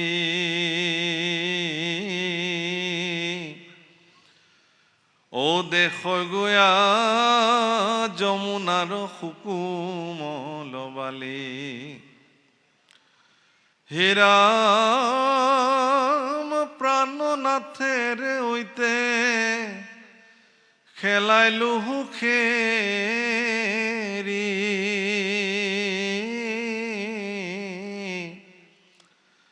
হা কৃষ্ণ বুলি তৈতে পৰি পাৰৈ গেৰি।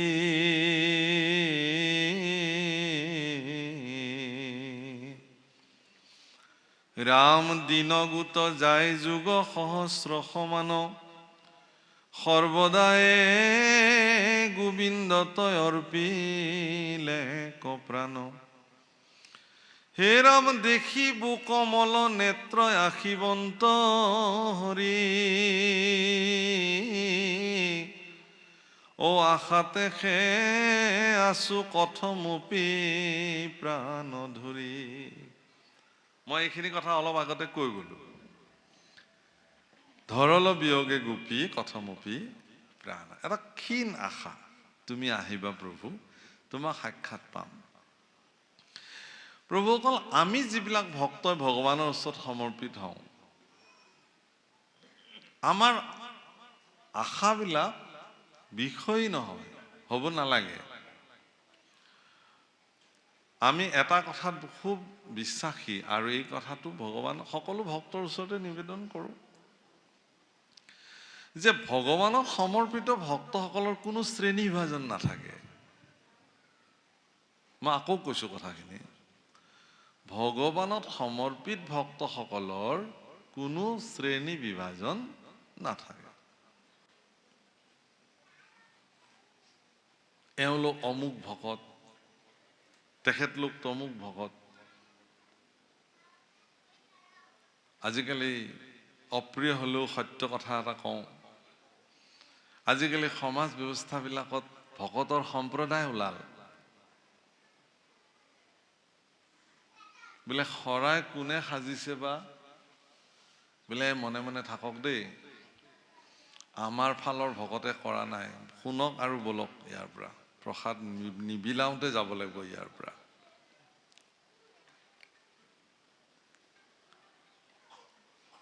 দৰাচলতে আমিতো শৰাই ভগৱানক দিব পৰা যোগ্যতাই আমাৰ নাই, আছে জানো? শৰাই কেতিয়া, শৰাইটো আপুনি সফুৰা কি ভোগ, আচলতে ভগৱানটো ভোগৰ একমাত্ৰ গৰাকী। মই নিজেও ভগৱানৰ কাৰণে এটা ভোগ হয়, মোকো তেওঁ গ্ৰহণ কৰক ভাৰ্যা হিচাপে, ভক্ত হিচাপে। ভগৱানক আমি ভোগ নিবেদন কৰোঁ। দৰাচলতে ভগৱানক আমি ভোগ দিওঁ, ভগৱানৰ কৃপা দৃষ্টি হলে সেয়া প্ৰসাদ হয়। নাপায়, নাযাবি, নুচুবি, নকৰিবি, আমুক বেয়া তামুক বেয়া, এই যিটো ব্যৱস্থা সমাজত প্ৰৱৰ্তিছে আজিৰ তাৰিখত, ই কিন্তু ভাগৱত ধৰ্মৰ বিৰোধিতা আৰম্ভ হৈ গৈছে। নিজৰ নিজৰ খিনিয়ে যেন শুদ্ধ আৰু সত্য, বাকী সকলে যেন কৰিব পৰা নাই একো অশুদ্ধ, এনে মনোবৃত্তিয়ে দৰাচলতে ভাগৱত ধৰ্মক বিকৃত কৰিছে সমাজত। ভাগৱতৰ ব্যাখ্যাৰ ক্ষেত্ৰতো আমি দেখিবলৈ পাইছো, এতিয়া খুব বিনম্ৰতাৰে মই এই কথা নিবেদন কৰিব খোজো ভাগৱতীসকলক, যে কৃপা কৰি তেখেতলোকে ভাগৱতৰ প্ৰসংগ অনুযায়ী কওক। ভাগৱতৰ মাধ্যমেৰে কাকো নিন্দা কৰাটো কোনো কাৰণত উচিত হ'ব নোৱাৰে।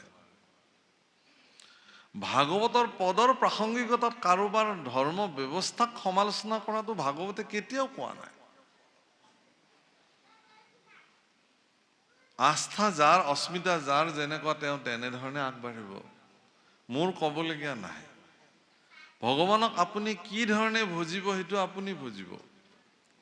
ভাগৱত শাস্ত্ৰই নিৰ্ণয় কৰিছে, ঠিক আছে, ভাগৱত শাস্ত্ৰই নিৰ্ণয় কৰিছে, কিন্তু ভাগৱত শাস্ত্ৰই কেনেধৰণে নিৰ্ণয় কৰিছে সেইটোও চাব লাগিব। কাৰোবাৰ মনত অসন্তুষ্টি প্ৰদান কৰি, কাৰোবাক কটু সমালোচনা কৰি, কাৰোবাক বেয়া বুলি দেখুৱাই দি পেলাই মই এটা শুদ্ধ ৰাস্তাৰে কিন্তু যাব নোৱাৰো, এইটোও ঠিক। গতিকে সেই প্ৰভুসকল, ভাগৱত এভাগেই, মহাপুৰুষ আমাৰ এজনাই গুৰুজনা, তাৰ প্ৰপন্ন শিষ্য মহাপুৰুষ মাধৱদেৱ গুৰুজনাৰ দৰ্শন একেখিনিয়ে। আৰু পৃথিৱীত সমস্ত ভক্তসকল একেই ভগৱানৰ সমৰ্পিত ভক্ত, ভক্তৰ মাজত কোনো পাৰ্থক্য নাই। আৰু এইটোও ঠিক যে ভকতক আপুনি বিভাজিত কৰিব পৰা সামৰ্থ্য আপোনাৰ মোৰ নাই। ভকতক আমাৰ ভাগৱততে নিমিনৱসিদ্ধ সংবাদত বা হেৰিত লিখিছে যে তৃতীয় স্কন্ধটো কপিল দেৱতী সংবাদত উল্লেখ আছে যে প্ৰাকৃত ভাগৱত, মধ্যম ভাগৱত, উত্তম ভাগৱত, উত্তম ভাগৱত, এইবিলাক বৰ্ণন হৈছে। কিন্তু এইবিলাক কোনে ভাগ কৰিব? আপুনি মই পাৰিম জানো? আপোনাক মই চাৰ্টিফাইড কৰিব পাৰোঁ নেকি যে আপুনি উত্তম ভাগৱত ভকত? মই আপোনাক ক'ব পাৰিম নেকি যে আপুনি এতিয়াও উত্তম হ'ব পৰা নাই, আপুনি প্ৰাকৃত অধম ভকত হৈ আছে? কোনেও কাকো চাৰ্টিফাইড কৰিব নোৱাৰে, ক্ষমতাই নাই। আমাৰ দৃষ্টিত এটাই, আপোনালোক সকলো ভক্ত। এইটোও ঠিক, কোনোবাই যদি ভক্ত হোৱা নাই আৰু ভক্ত নোহোৱাকেও যদি তেওঁ ভক্তৰ সেৱা গ্ৰহণ কৰিছে, তেতিয়াহ'লে তাৰ পৰিণাম তেওঁ ভুগিব, সেৱা কৰোতাজনৰ একো নহয়। মইতো আপোনাক ভকতেই মানিছো, আপুনি ভকত হ'ব পাৰিছেনে নাই সেইটো আপোনাৰ কথা। কিন্তু মোৰ দৃষ্টিত আপুনি ভগৱানৰ সেৱক, ভক্ত, এই বুলি মই আপোনাৰ চৰণত প্ৰণাম জনাইছো। মোৰ সেৱা আপুনি গ্ৰহণ কৰি মোক কৃতাৰ্থ কৰক। হে প্ৰভুসকল, ভক্তসকল এই দৃষ্টিভংগীৰে যেতিয়া এজন ভক্ত নিৰ্মাণ হ'ব সমৰ্পিত মনোবৃত্তিৰে, তেওঁৰ প্ৰতি ভগৱানৰ যি কৃপা, সেয়া আজি গোপী উদ্ধৱ সংবাদত প্ৰকাশিত হৈছে। ভগৱানক নাপাই পেলাই গোপীসকল জীৱনৰ সৰ্বোচ্চ যেন হেৰুৱাই পেলাইছে, পদে পদে তেওঁলোকে যেন সকলো হেৰুৱাইছে, এই কথা প্ৰকাশ কৰিছে। হে ৰাম কৃষ্ণ বিনে যেন ভৈল গোপীৰয় অৱস্থা,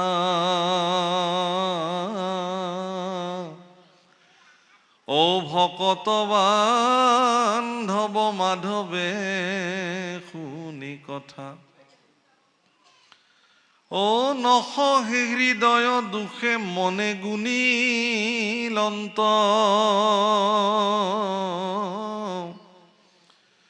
কিমতে কৰাইব আৱে গোপীকা শান্ত, কোনজনে সাধিবে ৰহস্য ইটো কাজ, ই কথা কোৱানত কহন্তে আছে লাজ, হেন শুনি মনে হৰিয়াচন্তয়া পুনি, পৰম ভকত উদ্ধৱক পাইলা গুণী। ভগৱান কৃষ্ণই মথুৰাত থাকিয়ে মনে মনে গুণিছে যে মই কাৰ দ্বাৰা এইটো কাম কৰোঁ, এনে কোন ব্যক্তিক প্ৰেৰণ কৰোঁ গোকুললৈকে, য'ত মোৰ প্ৰাণ গোপীসকলক মই বুজাব পাৰোঁ যে তোমালোকে শান্ত হোৱা, ধীৰ স্থিৰ হোৱা, ইমান বিভল্ল হৈ নাযাবা, নিজৰ কৰ্ম কৰি যোৱা। এইখিনি কথা ভাবি থাকোঁতে তেওঁৰ প্ৰপন্ন শিষ্য, বান্ধৱ, সেৱক, ভক্ত উদ্ধৱ সেইখিনি সময়ত আহি উপস্থিত হ'ল। হে ৰাম ৰহস্যথানত থাকি তাংক মাতি আনি, হাতত ধৰিয়া হাতে বুলিলন্ত বাণী, আর মথুরাপুরী তুষিতু বৃঞ্চি বংশ মাঝে, নাহি মোর সখী মুখ্যমন্ত্রী তুমি বাজে, শিষ্য বৃহস্পতির বুদ্ধিত নাহি তুল, মুহুর বচনে চলা এখনে গোকুল, পোস্তা পিতা মাতাক যিটো নন্দ যশোদাৰ, সাধা গয়া সখী তুমি প্ৰীতি তাসম্বাৰ, মুহুৰ বিয়োগ দুখে গোপীগণ যত,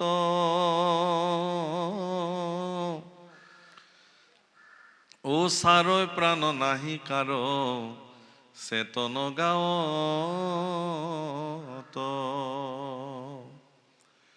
বচন সন্দেহে তা সম্বাক কৰা শান্ত, নেদেখো তোমাত পৰে ভকত একান্ত। মই এটা দুটা প্ৰসংগ আপোনালোকক কম আজি, বৰ ভাল লগা প্ৰসংগ, খুব ধুনীয়া।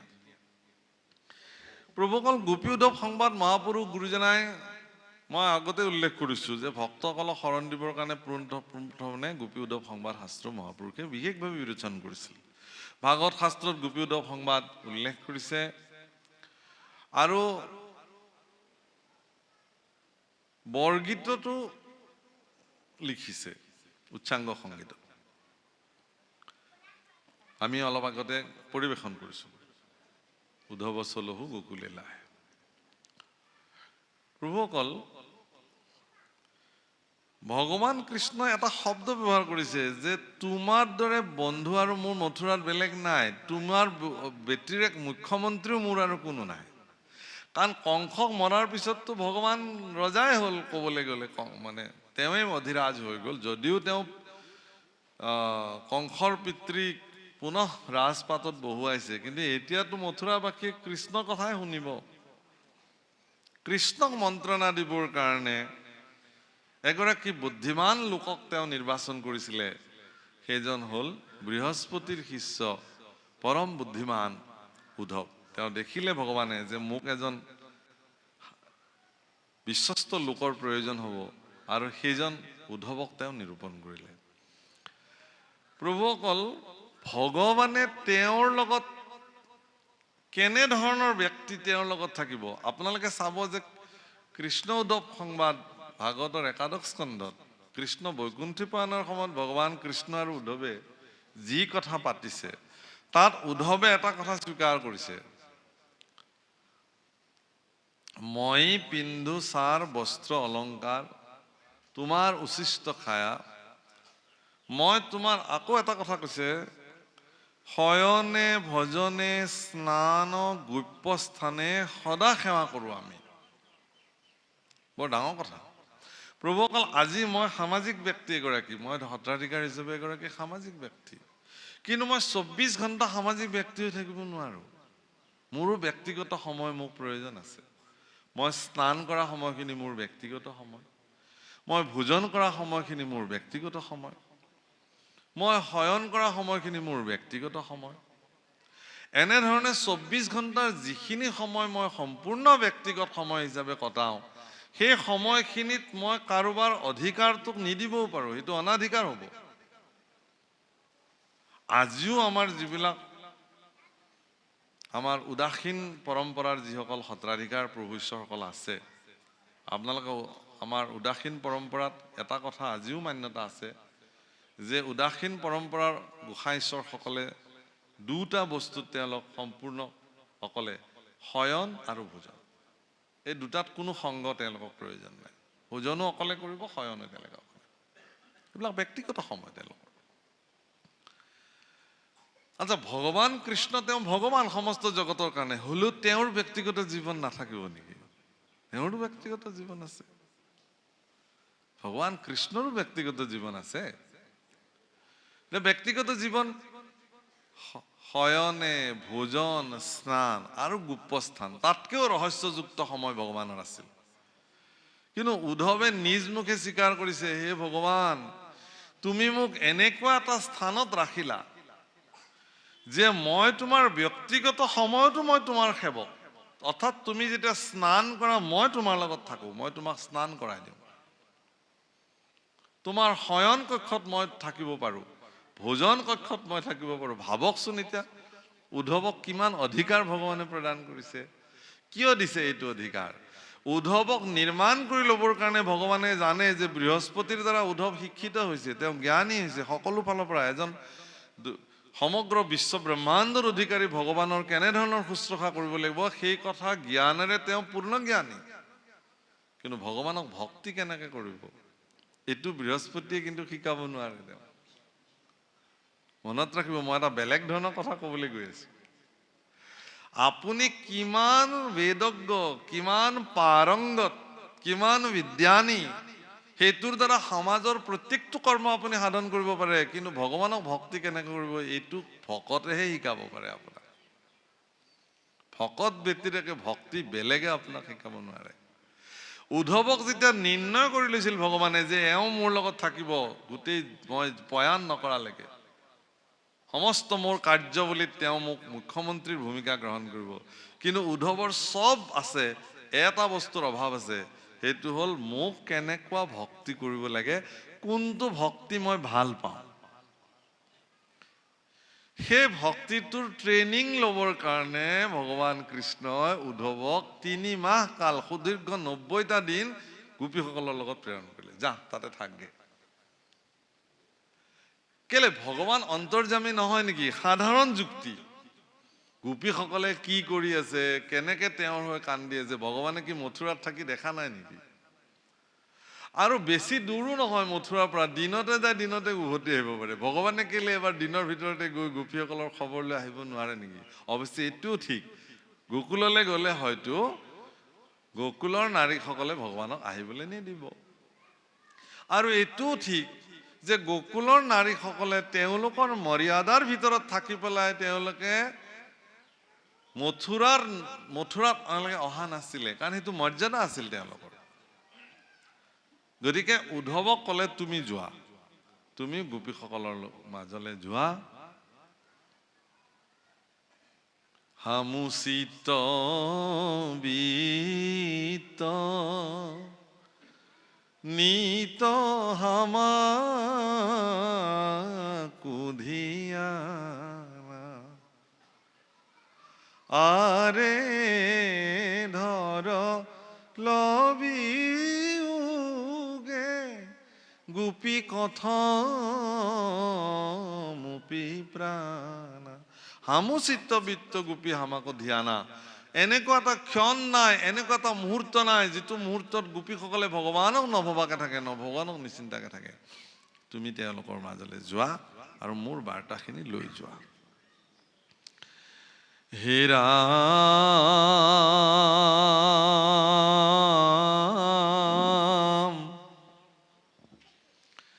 ৰাম বস হেনবা বুলিবা বৰ পৰ গোপিকা সকল তা সম্বাক শান্ত কৰিবাৰ কোন ফল। হে ৰাম সিটো গোপী সব মোৰ প্ৰাণতয় অধিক শুনা প্ৰাণ শুনা সখী তা সম্বাৰ প্ৰেম ভকতিক। তুমি হয়তো মোক এনেকে সুধিব পাৰা, হে উদ্ধৱ, যে আনৰ নাৰীসকলক সন্তুষ্টি কৰিব লাগে, এইটোনো কি ডাঙৰ কথা, কি হ'ব তাৰ পৰা? কাৰোবাৰ ঘৈণীয়েকে খোৱা নাই খোৱা নাই, তোমাৰ কি লাভ হ'ব তাতে? হে উদ্ধৱ, মইনো কি বুলি কওঁ, তেওঁলোক মোৰ প্ৰাণত অধিক, মোৰ প্ৰাণতকেও তেওঁলোক অধিক, কাৰণ তেওঁলোক মোৰ ভক্তা হয়। ভগৱানৰ কাৰণে ভক্তই জগতৰ সৰ্বশ্ৰেষ্ঠ, আৰু ভক্তসকলৰ কাৰণে ভগৱানৰ দুখানি অভয়চনে জগতৰ শ্ৰেষ্ঠ বিত্ত। গতিকে তুমি যোৱা। হে ৰাম মোৰ অৰ্থে এৰিলে গৃহৰ যত সুখ, পতি পুত্ৰ বিষয়ক দেশ মহা দুখ। ৰাম মোকে সে বল্লভ প্ৰিয়া আত্মা বুলি মানে, মোকে মাত্ৰ স্মৰে মনে একোৱে নজানে। মোৰ অৰ্থে লোক ধৰ্ম চাৰিলা বিষয়, সিজনক দেও মোৰ ঐশ্বৰ্য নিশ্চয়। মোৰ কাৰণে যিবিলাকে লোক ধৰ্ম, পৰম্পৰা, সমাজ, বংশ, কুটুম্ব, ধন, বৃত্ত, পতি, পুত্ৰ সকলো পৰিত্যাগ যিজনে কৰিব পাৰিছে, মই তেওঁক চব দিব পাৰো। মোৰ কাৰণে সকলো তেওঁলোকে যেন দিব পাৰিছে। গতিকে তেওঁলোক মোৰ কাৰণে প্ৰাণ সম। গতিকে হে উদ্ধৱ, তুমি তেওঁৰ খবৰ লোৱাগে। হে ৰাম মোৰয় অৰ্থে ৰাম, আইলে মধুপুৰী মুখত দেখিতে নপাৱে। মুহুৰ বিৰহ তাপয়াতি তনুতাৱে, পৰম বিভল্ল ভাৱে মূৰ গুণ গাই। ক্ষণে ক্ষণে মুক মাত্ৰ স্মৰি মূৰ্ছা যায়।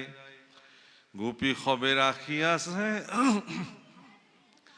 আর গোপী সবে রাখি আছে সি কারণে প্রাণ।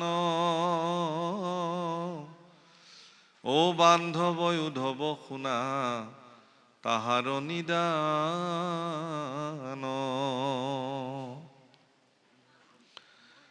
আর জিকালত আইলু মই মথুরা পুরিক, মাতিয়া প্রবুধ দিলু সমস্তে প্রাণিক।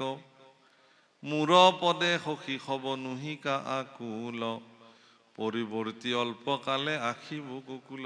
তুমি মাত্ৰ এই কথাখিনি ক'ব লাগে গৈ যে কৃষ্ণৰ কাৰণে তোমালোক ইমান ব্যাকুল হৈ থাকিব নালাগে হে গোপীসকল। খুব কম দিনৰ ভিতৰতে ভগৱান কৃষ্ণ তোমালোকৰ ওচৰলৈকে আহিব। বাছ এই আশ্বাস বাণীটো তুমি দি গোপীসকলক শান্ত কৰাব লাগে। অকমান গৰম পানী দিয়কচোন। কিবা ক'ব? আমি কিমান মান বজাত সামৰিম? যাবও লাগিব নহয়। কিমান হ'ব?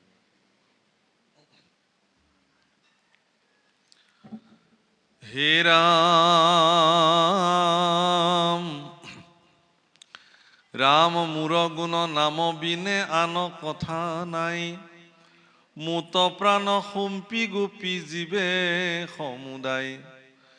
হে ৰাম যদি নিজ দেহাত আছিল হন্তে চিত, মৰিলয় হন্তে পুৰী বিৰহ বহনিত।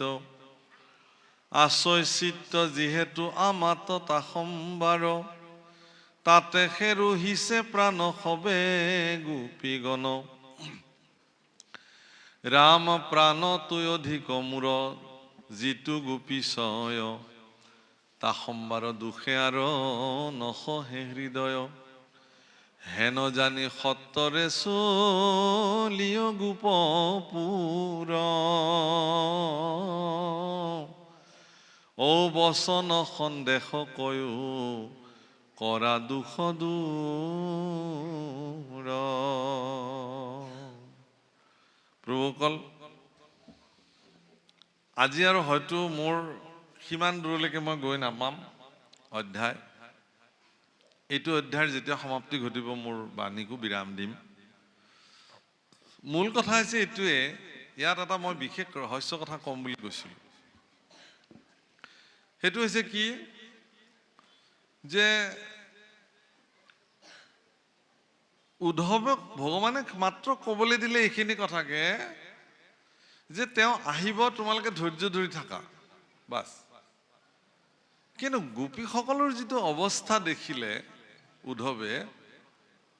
উদ্ধৱ মানে বিচুৰ্তি খালে। আৰে মইতো ভবাই নাছিলো ইমান ভগৱানৰ কৃষ্ণৰ নামত ইমান পগলা হ'ব পাৰে বুলি মানুহ। মইতো ভবাই নাছিলো যে ভক্ত ভগৱানৰ নামত এনেকুৱা হৈ যাব পাৰে বুলি। তেতিয়া তেওঁ কি কৰিলে, গোপীসকলক সুধিলে যে তোমালোকে বাৰু ইমানে ভগৱানক ভাল পোৱা নে, বিচাৰা নেকি তেওঁ? বোলে অঁ বিচাৰো। বোলে এটা কাম কৰা, তেতিয়াহ'লে তোমালোকে ধ্যান কৰা, ধ্যানত তোমালোকে পাবা। গোপীবিলাকে খুব হাঁহিলে।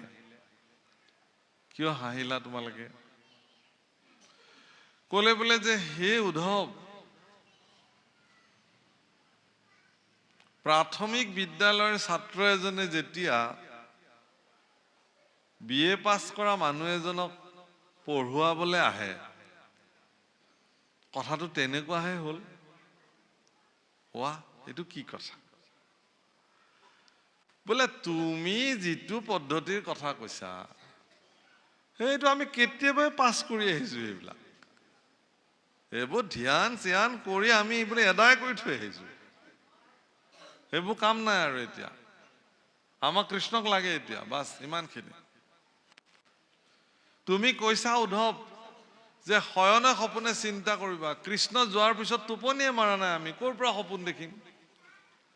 তেওঁৰ লগত আমাৰ টোপনি চোপনি চব হৰণ কৰি লৈ গুচি গৈছে। আমাৰ টোপনিও নাই, এতিয়া সপোন দেখিম ক'ৰ পৰা? শুব লাগিবতো সপোন দেখিবলৈ। নাই, প্ৰভু অকল ভগৱান শ্ৰী ৰামচন্দ্ৰ যেতিয়া বনবাসলৈ গৈছিল, যেতিয়া আচলতে সংস্কৃতত শূৰ্পনখা, আমি শূৰ্পনখা বুলি কওঁ। শূৰ্প শব্দৰ অৰ্থ হ'ল তীখা তীক্ষ্ণ চাকু, চুৰি, লোহাৰ নিৰ্মিত। তীখা তীক্ষ্ণ লোহাৰ নিৰ্মিত চুৰিৰ নিচিনা যাৰ নখবিলাক, সেইকাৰণে তেওঁৰ নাম শূৰ্পনখা। ৰাক্ষসী যে খামুচিয়া জুৰি খাই জীৱবিলাক, নখবিলাক তেনেকুৱা। এবাৰ যদি শূৰ্পনখা কাৰোবাৰ হৃদয় বক্ষত তেওঁৰ নখ বিদাৰি দিয়ে, তেওঁৰ জীয়াবৰ আৰু অধিকাৰেই নাই, শেষ। শূৰ্পনখা। গতিকে শূৰ্পনখাই যেতিয়া আকাশ মাৰ্গেৰে তেওঁৰ খাদ্য বিচাৰি যেতিয়া দণ্ডকাৰণ্যত প্ৰৱেশ কৰিলে, জগতৰ অতীব সুন্দৰ পুৰুষ ভগৱান শ্ৰী ৰামচন্দ্ৰৰ শৰীৰত যেতিয়া তেওঁৰ দৃষ্টি গ'ল, বিষয় ৰাক্ষসী নিশাচৰী ৰামৰ শৰীৰৰ দিব্যতা দেখাৰ পিছত তেওঁৰ কামনা জৰ্জৰিত হৈ গ'ল। তৎক্ষণাৎ তেওঁ ৰাক্ষসী ৰূপ সলাই দীপলীপ সুন্দৰী এগৰাকী হৈ ৰামচন্দ্ৰৰ সন্মুখত থিয় হলে। প্ৰভু ৰামচন্দ্ৰই সুধিলে, তুমি কোন হে দেৱী? মই তোমাৰ কি সেৱা কৰিব পাৰো?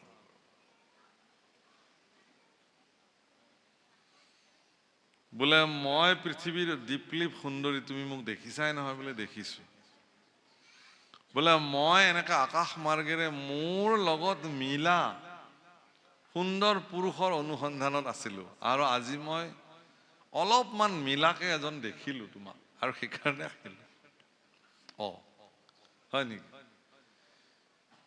কিন্তু মই তোমাক বৰ বিনম্ৰতাৰে জনাও হে দেৱী, ইতিমধ্যে মই বিবাহিত, গতিকে মইতো তোমাক বিবাহ কৰাব নোৱাৰিম। কাৰণ মই মৰ্যাদিত পুৰুষ, মই দুগৰাকী বিবাহ নকৰাও। এগৰাকী মোৰ পত্নী আছে মোৰ। ঘূৰি চাই দেখিলে যে লক্ষ্মণক, বোলে এইজন কোন? বোলে এইজন মোৰ ভাতৃ অনুজ লক্ষ্মণ। বোলে তেওঁ সুধি চাব পাৰা, মই নকওঁ আৰু তেওঁৰ বা কি মত। লক্ষ্মণৰ ওচৰলৈকে আহিলে, দেখিলে এইজনোতো পৰম সুন্দৰ, একেই দেখিবলৈ, দিব্য শৰীৰ। লক্ষ্মণক তেওঁ প্ৰেম নিবেদন কৰিলে যে তুমি মোক বিয়া পাতা, তেওঁতো বিবাহিত।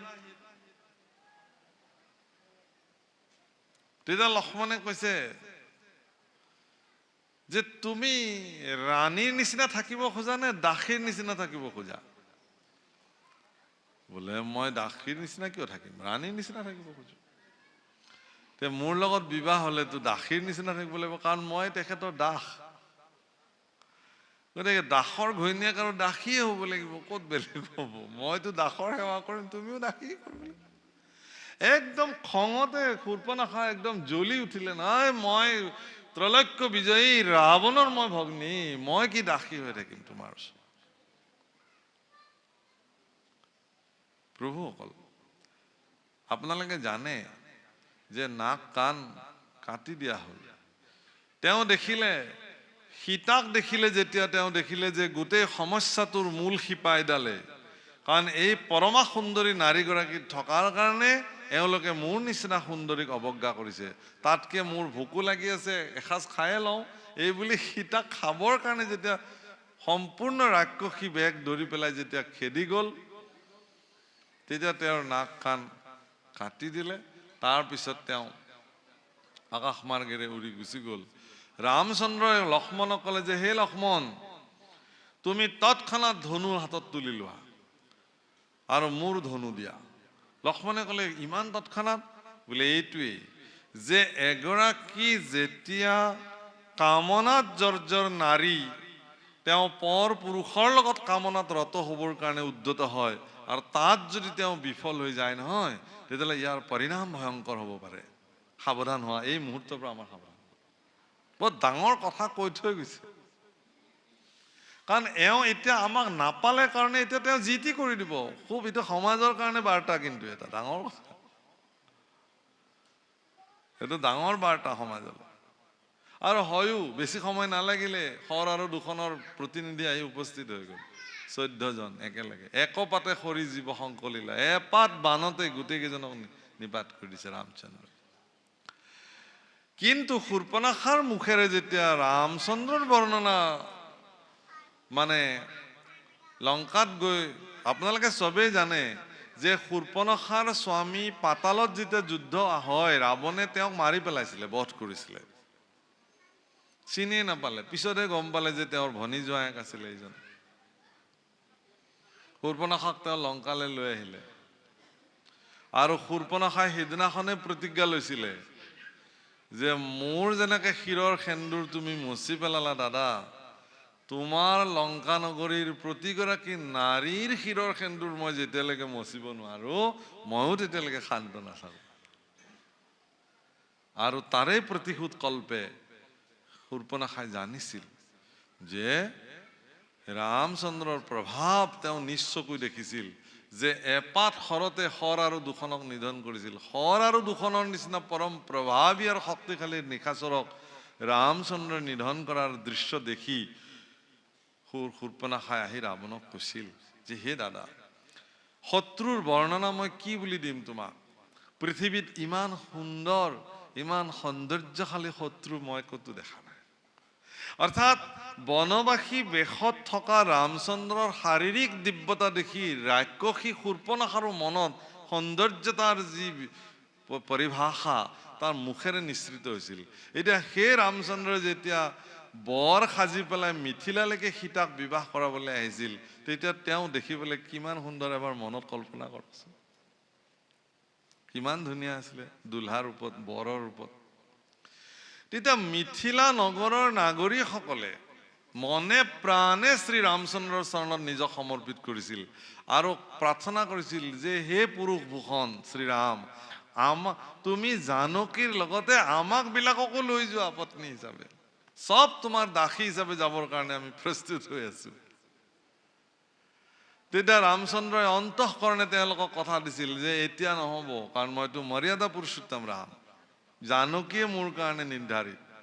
গতিকে ইয়াৰ পিছত মই যেতিয়া কৃষ্ণ অৱতাৰে আহিম, তোমালোক সকলোবিলাককে মই আশীৰ্বাদ কৰিলো, তোমালোকে গোকুলত গৈ ব্ৰজাংগনা গোপী হিচাপে তোমালোকৰ জন্ম হ'ব আৰু তোমালোকক মই প্ৰাণপতি হিচাপে তোমালোকক মই ধৰা দিম।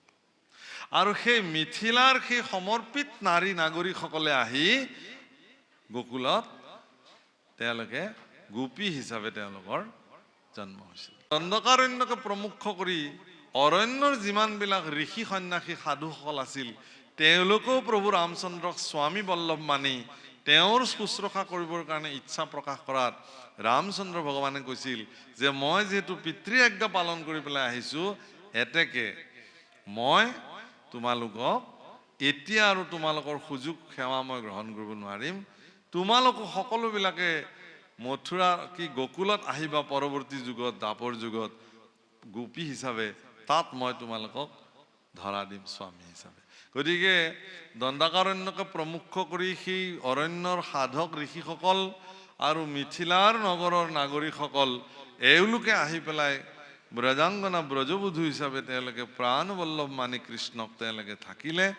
এওঁলোকৰ কাৰণে আজি ভগৱান কৃষ্ণই উদ্ধৱক যেতিয়া প্ৰেৰণ কৰিছে, এওঁলোকতো পূৰ্ণতে প্ৰাপ্ত, সেইকাৰণে কৈছে যে আমি যিবিলাক এটা যুগতে এইবিলাক সাধন কৰি কৰি আহিছো, আৰুনো কি।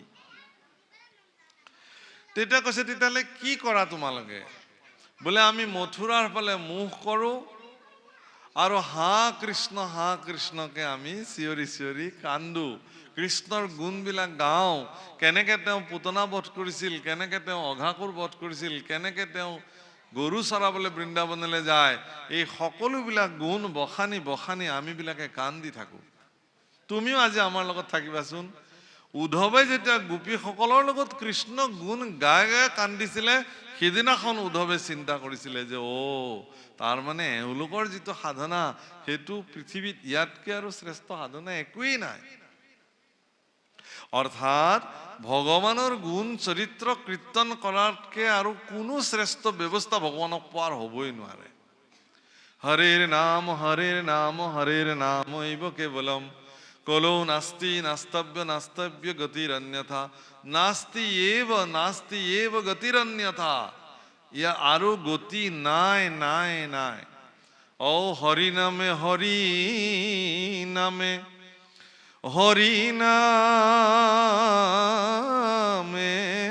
গতি, হৰি নামে ভকতৰ কেৱলে ভকতি। হৰি নামে একমাত্ৰ গতি। ঈশ্বৰৰ নাম মাধ্যমেৰে আপুনি ভগৱানক পাব, ভগৱানক ভজিব পাৰিব, ভগৱান আপোনাৰ হৈ যাব, আপুনি ভগৱানৰ হৈ যাব।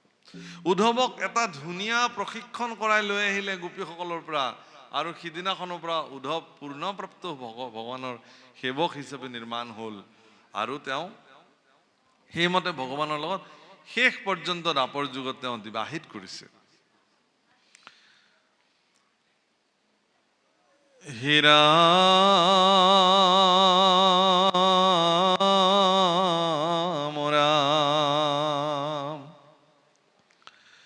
ৰাম মাখিলা মাথাত তুলি কৃষ্ণ পদ ধূলি,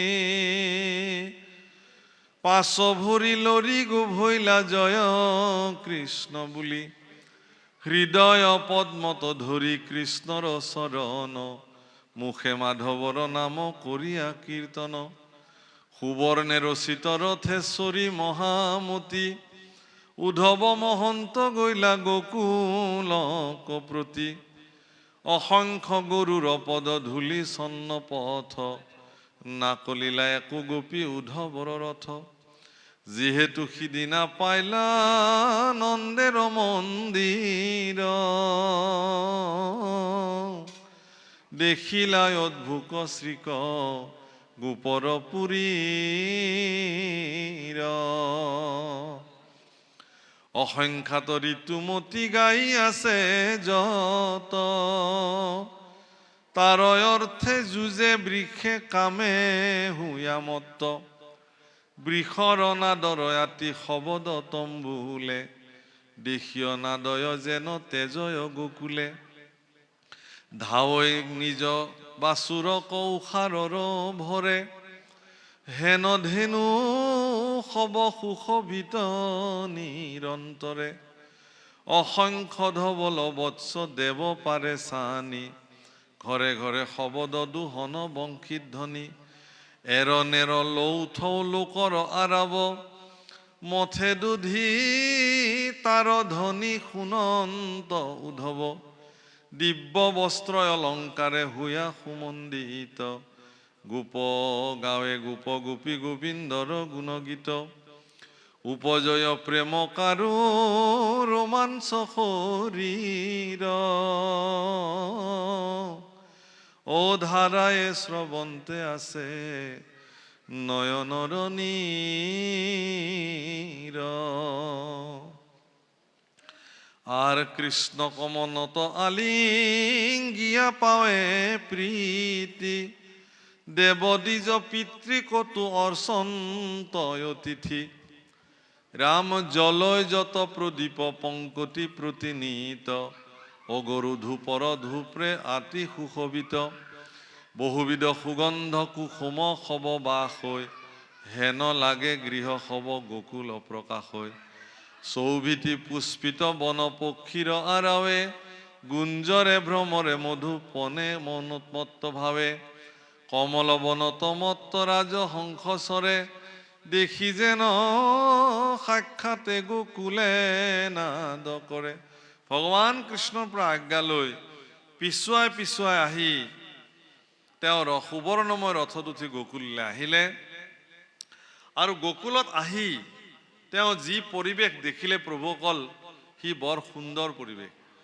তাত অসংখ্য গাই, অসংখ্য ষাঁড় গৰু, আৰু গোটেই গোকুলবাসীৰ দোহনৰ শব্দ, গাই দোহনৰ শব্দ, মানে কৃষ্ণ ধ্বনি ঘৰে ঘৰে এক অপূৰ্ব দৃশ্য তেওঁ গোকুলত দেখিলে। আৰু এই ধৰণে আহি সুগন্ধি পুষ্পৰ ভিন্ন ধ্বনি শুনি, সুগন্ধি শুনি তেওঁ গোকুলত প্ৰৱেশ কৰিলে। গোকুল নন্দ ভৱনলৈকে তেওঁ আহিলে। হে ৰাম হেন গোকুলক চাই পৰময় উৎসৱে, নন্দৰ দ্বাৰক গয়া পাইলন্ত উধৱে, কৃষ্ণৰ পৰম প্ৰিয় আইলয় অনুচৰ, শুনি নন্দে আনন্দতে বজাইলা গৃহৰ, উদ্ধৱক পাই প্ৰেমে আলিংগিলা ধৰি, ও আতি প্রেমে নেত্রর লোতক পরে ঝরি, আর মাতিবে নপারি প্রেমে আছে অনন্তরে, ও গৃহ প্রবেশাইলা নিয়া পরম সাদরে, ইহিজন বাসুদেৱ হেন বুদ্ধি কৰি, সবান্ধৱে উদ্ধৱ কয়ৰচিলা সাদৰি, পৰমান্ন পঞ্চামৃত ভোজন কৰাই, বিচিত্ৰ খাতত তুলি দিলন্ত বিচাই, তাতে বসি ভুঞ্জিলন্ত কৰ্পূৰ তাম্বুল, বৈষ্ণৱক পায়ানন্দে আনন্দে আকুল, মৰ্দিল সহস্তে উদ্ধৱৰ দুই পাওঁ, ও গত শ্ৰম দেখি পাছে আতি প্ৰীতি ভাও। সাক্ষাৎ ভগৱান বুলি মানি, কৃষ্ণ বুলি মানি উদ্ধৱকে তেওঁলোকে নন্দই আপ্যায়ন কৰিলে, অতিথি আপ্যায়ন। এনেকি উদ্ধৱৰ চৰণ পৰ্যন্ত বসুদেৱে মাৰ্জন কৰি দিছে। প্ৰভুসকল, আপোনালোকে এই কথাবিলাক ভাগৱতত চালে আচৰিত হৈ যাব, ভাবিলে আমি আচৰিত হৈ যাওঁ যে কৃষ্ণৰ পিতৃ হিচাপে নিজৰ যশস্যা আৰু খ্যাতি জগতত ৰখা নন্দৰ নিচিনা পুৰুষেও, নন্দৰ নিচিনা এগৰাকী পিতৃয়েও স্বয়ং এগৰাকী উদ্ধৱৰ নিচিনা পুৰুষক তেওঁ কি কৰিছে, চৰণ মালিচ কৰি দিছে নন্দৰাজ। তাৰমানে কৃষ্ণ ভক্তিত তেওঁলোক ইমানেই বিলীন যে যাৰ উদাহৰণ ইয়াতকৈ আৰু শ্ৰেষ্ঠ উদাহৰণ কি দিব। কৰ্পূৰ তামোল ভক্ষণ কৰিলে আৰু তাত অতি প্ৰীতিভাৱে তেওঁ থাকিলে। ৰাম পুছিলা কুশল বাৰ্তাই উদ্ধৱত নন্দ, তোমাক দেখিলো কিনো পৰম আনন্দ, ও যাদৱ বংশৰ বাপ কহিও কল্যাণ, শুনা হৰি কথাইতো অমৃত সমান। প্ৰভুসকল, উদ্ধৱক মান সৎকাৰ সকলো দি, বস্ত্ৰ অলংকাৰ সকলো প্ৰদান কৰি নন্দই তেওঁ বাৰ্তা সুধিছে, কুশল বাৰ্তা মানে কথা সুধিছে। কি বুলি কৈছে, আজিও আমাৰ নামনি অসমৰ ফালে, আমাৰ নামনি অসমত বৰপেটা সত্ৰক কেন্দ্ৰ কৰি, তিনি ৰাজ্যৰ বন্দনী থান বৰপেটা সত্ৰক কেন্দ্ৰ কৰি আমাৰ নামনি অসমত যিবিলাক সত্ৰ আছে, এই আমাৰ সত্ৰত এটা পৰম্পৰা আছে সত্ৰাধিকাৰসকলৰ। আজি যেনেকৈ আপোনালোকে আমাক গায়ন বায়নেৰে বৰি আনি ইয়াতে বহু আসন দিছে, আমাৰ সেইফালে সত্ৰাধিকাৰসকলক গায়ন বায়নেৰে বৰি আনি আসন দিয়াৰ পিছত গুৱাপান বস্ত্ৰ অলংকাৰ দি তেওঁক থানৰ বাতৰি সুধিব লাগে। এইটো এটা পৰম্পৰা আছে, আপোনালোকে শুনিছেন নে নাজানে, যে হে বাপ বা হে প্ৰভু বা হে গুৰুদেৱ, আপোনাৰ শ্ৰীমুখে থানৰ বাতৰি কোৱা হওক। আৰু এই পৰম্পৰা আচলতে ইয়াৰ পৰাই আনিছে। যেতিয়া উদ্ধৱ আহি গোকুল পাইছে মথুৰাৰ পৰা, আৰু নন্দয়ো উচিত ধৰণে তেওঁক মান সৎকাৰ দি আসন ভূষণ দিয়াই তেওঁক বাৰ্তা সুধিছে। আৰু সেইকাৰণে আমাৰ নামনি অসমৰ সত্ৰাধিকাৰসকলে যেতিয়া থানৰ বাতৰি কয় তেতিয়া ইয়াৰ পৰাই আৰম্ভ কৰে, এই বাক্যৰ পৰাই বাৰ্তা আৰম্ভ কৰে। মই সেইকাৰণে মনত পৰিলে কথাখিনি আপোনালোকক অৱগত কৰিলোঁ যে তাতো তেওঁলোকে ইয়াৰ পৰাই আৰম্ভ কৰে যে পুছিলা কুশল বাৰ্তা উদ্ধৱত নন্দ, তোমাত দেখিলো কিনো পৰম আনন্দ, যাদৱ বংশৰ বা কহিও কল্যাণ, শুনা হৰি কথা এইটো অমৃত সমান। এই বুলি কৈ একদম উত্তৰে দক্ষিণে পূবে পশ্চিমে যিমান সত্ৰ আছে সকলো সত্ৰৰে নাম উচ্চাৰণ কৰি চাৰি হাতীত চাৰি প্ৰসংগ কৰি বৈষ্ণৱ ভক্তসকলে আনন্দে কীৰ্তনত মজি আছে। এই বাৰ্তা সত্ৰাধিকাৰৰ শ্ৰীমুখে ভক্তসকলে শ্ৰৱণ কৰে যে সকলো আনন্দতে আছে। এই বাৰ্তা অধিকাৰসকলে প্ৰদান কৰে, হয়নে? হে ৰাম আৰ সাৰিও বেদৰ জানা এহি সন্মত,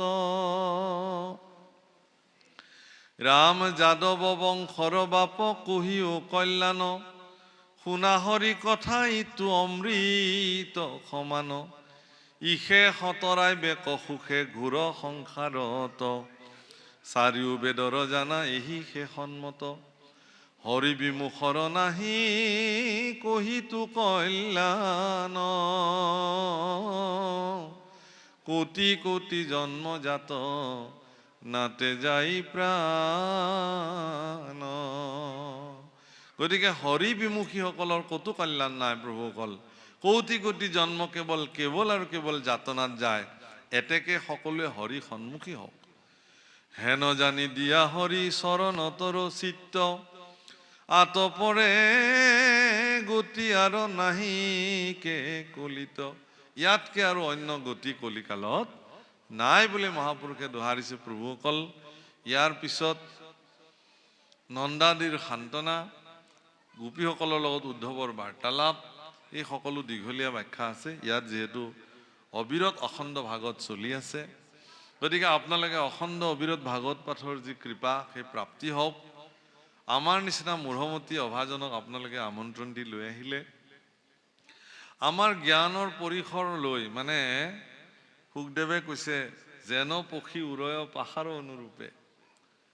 সুতে কৈছে যে এটা পক্ষীয়ে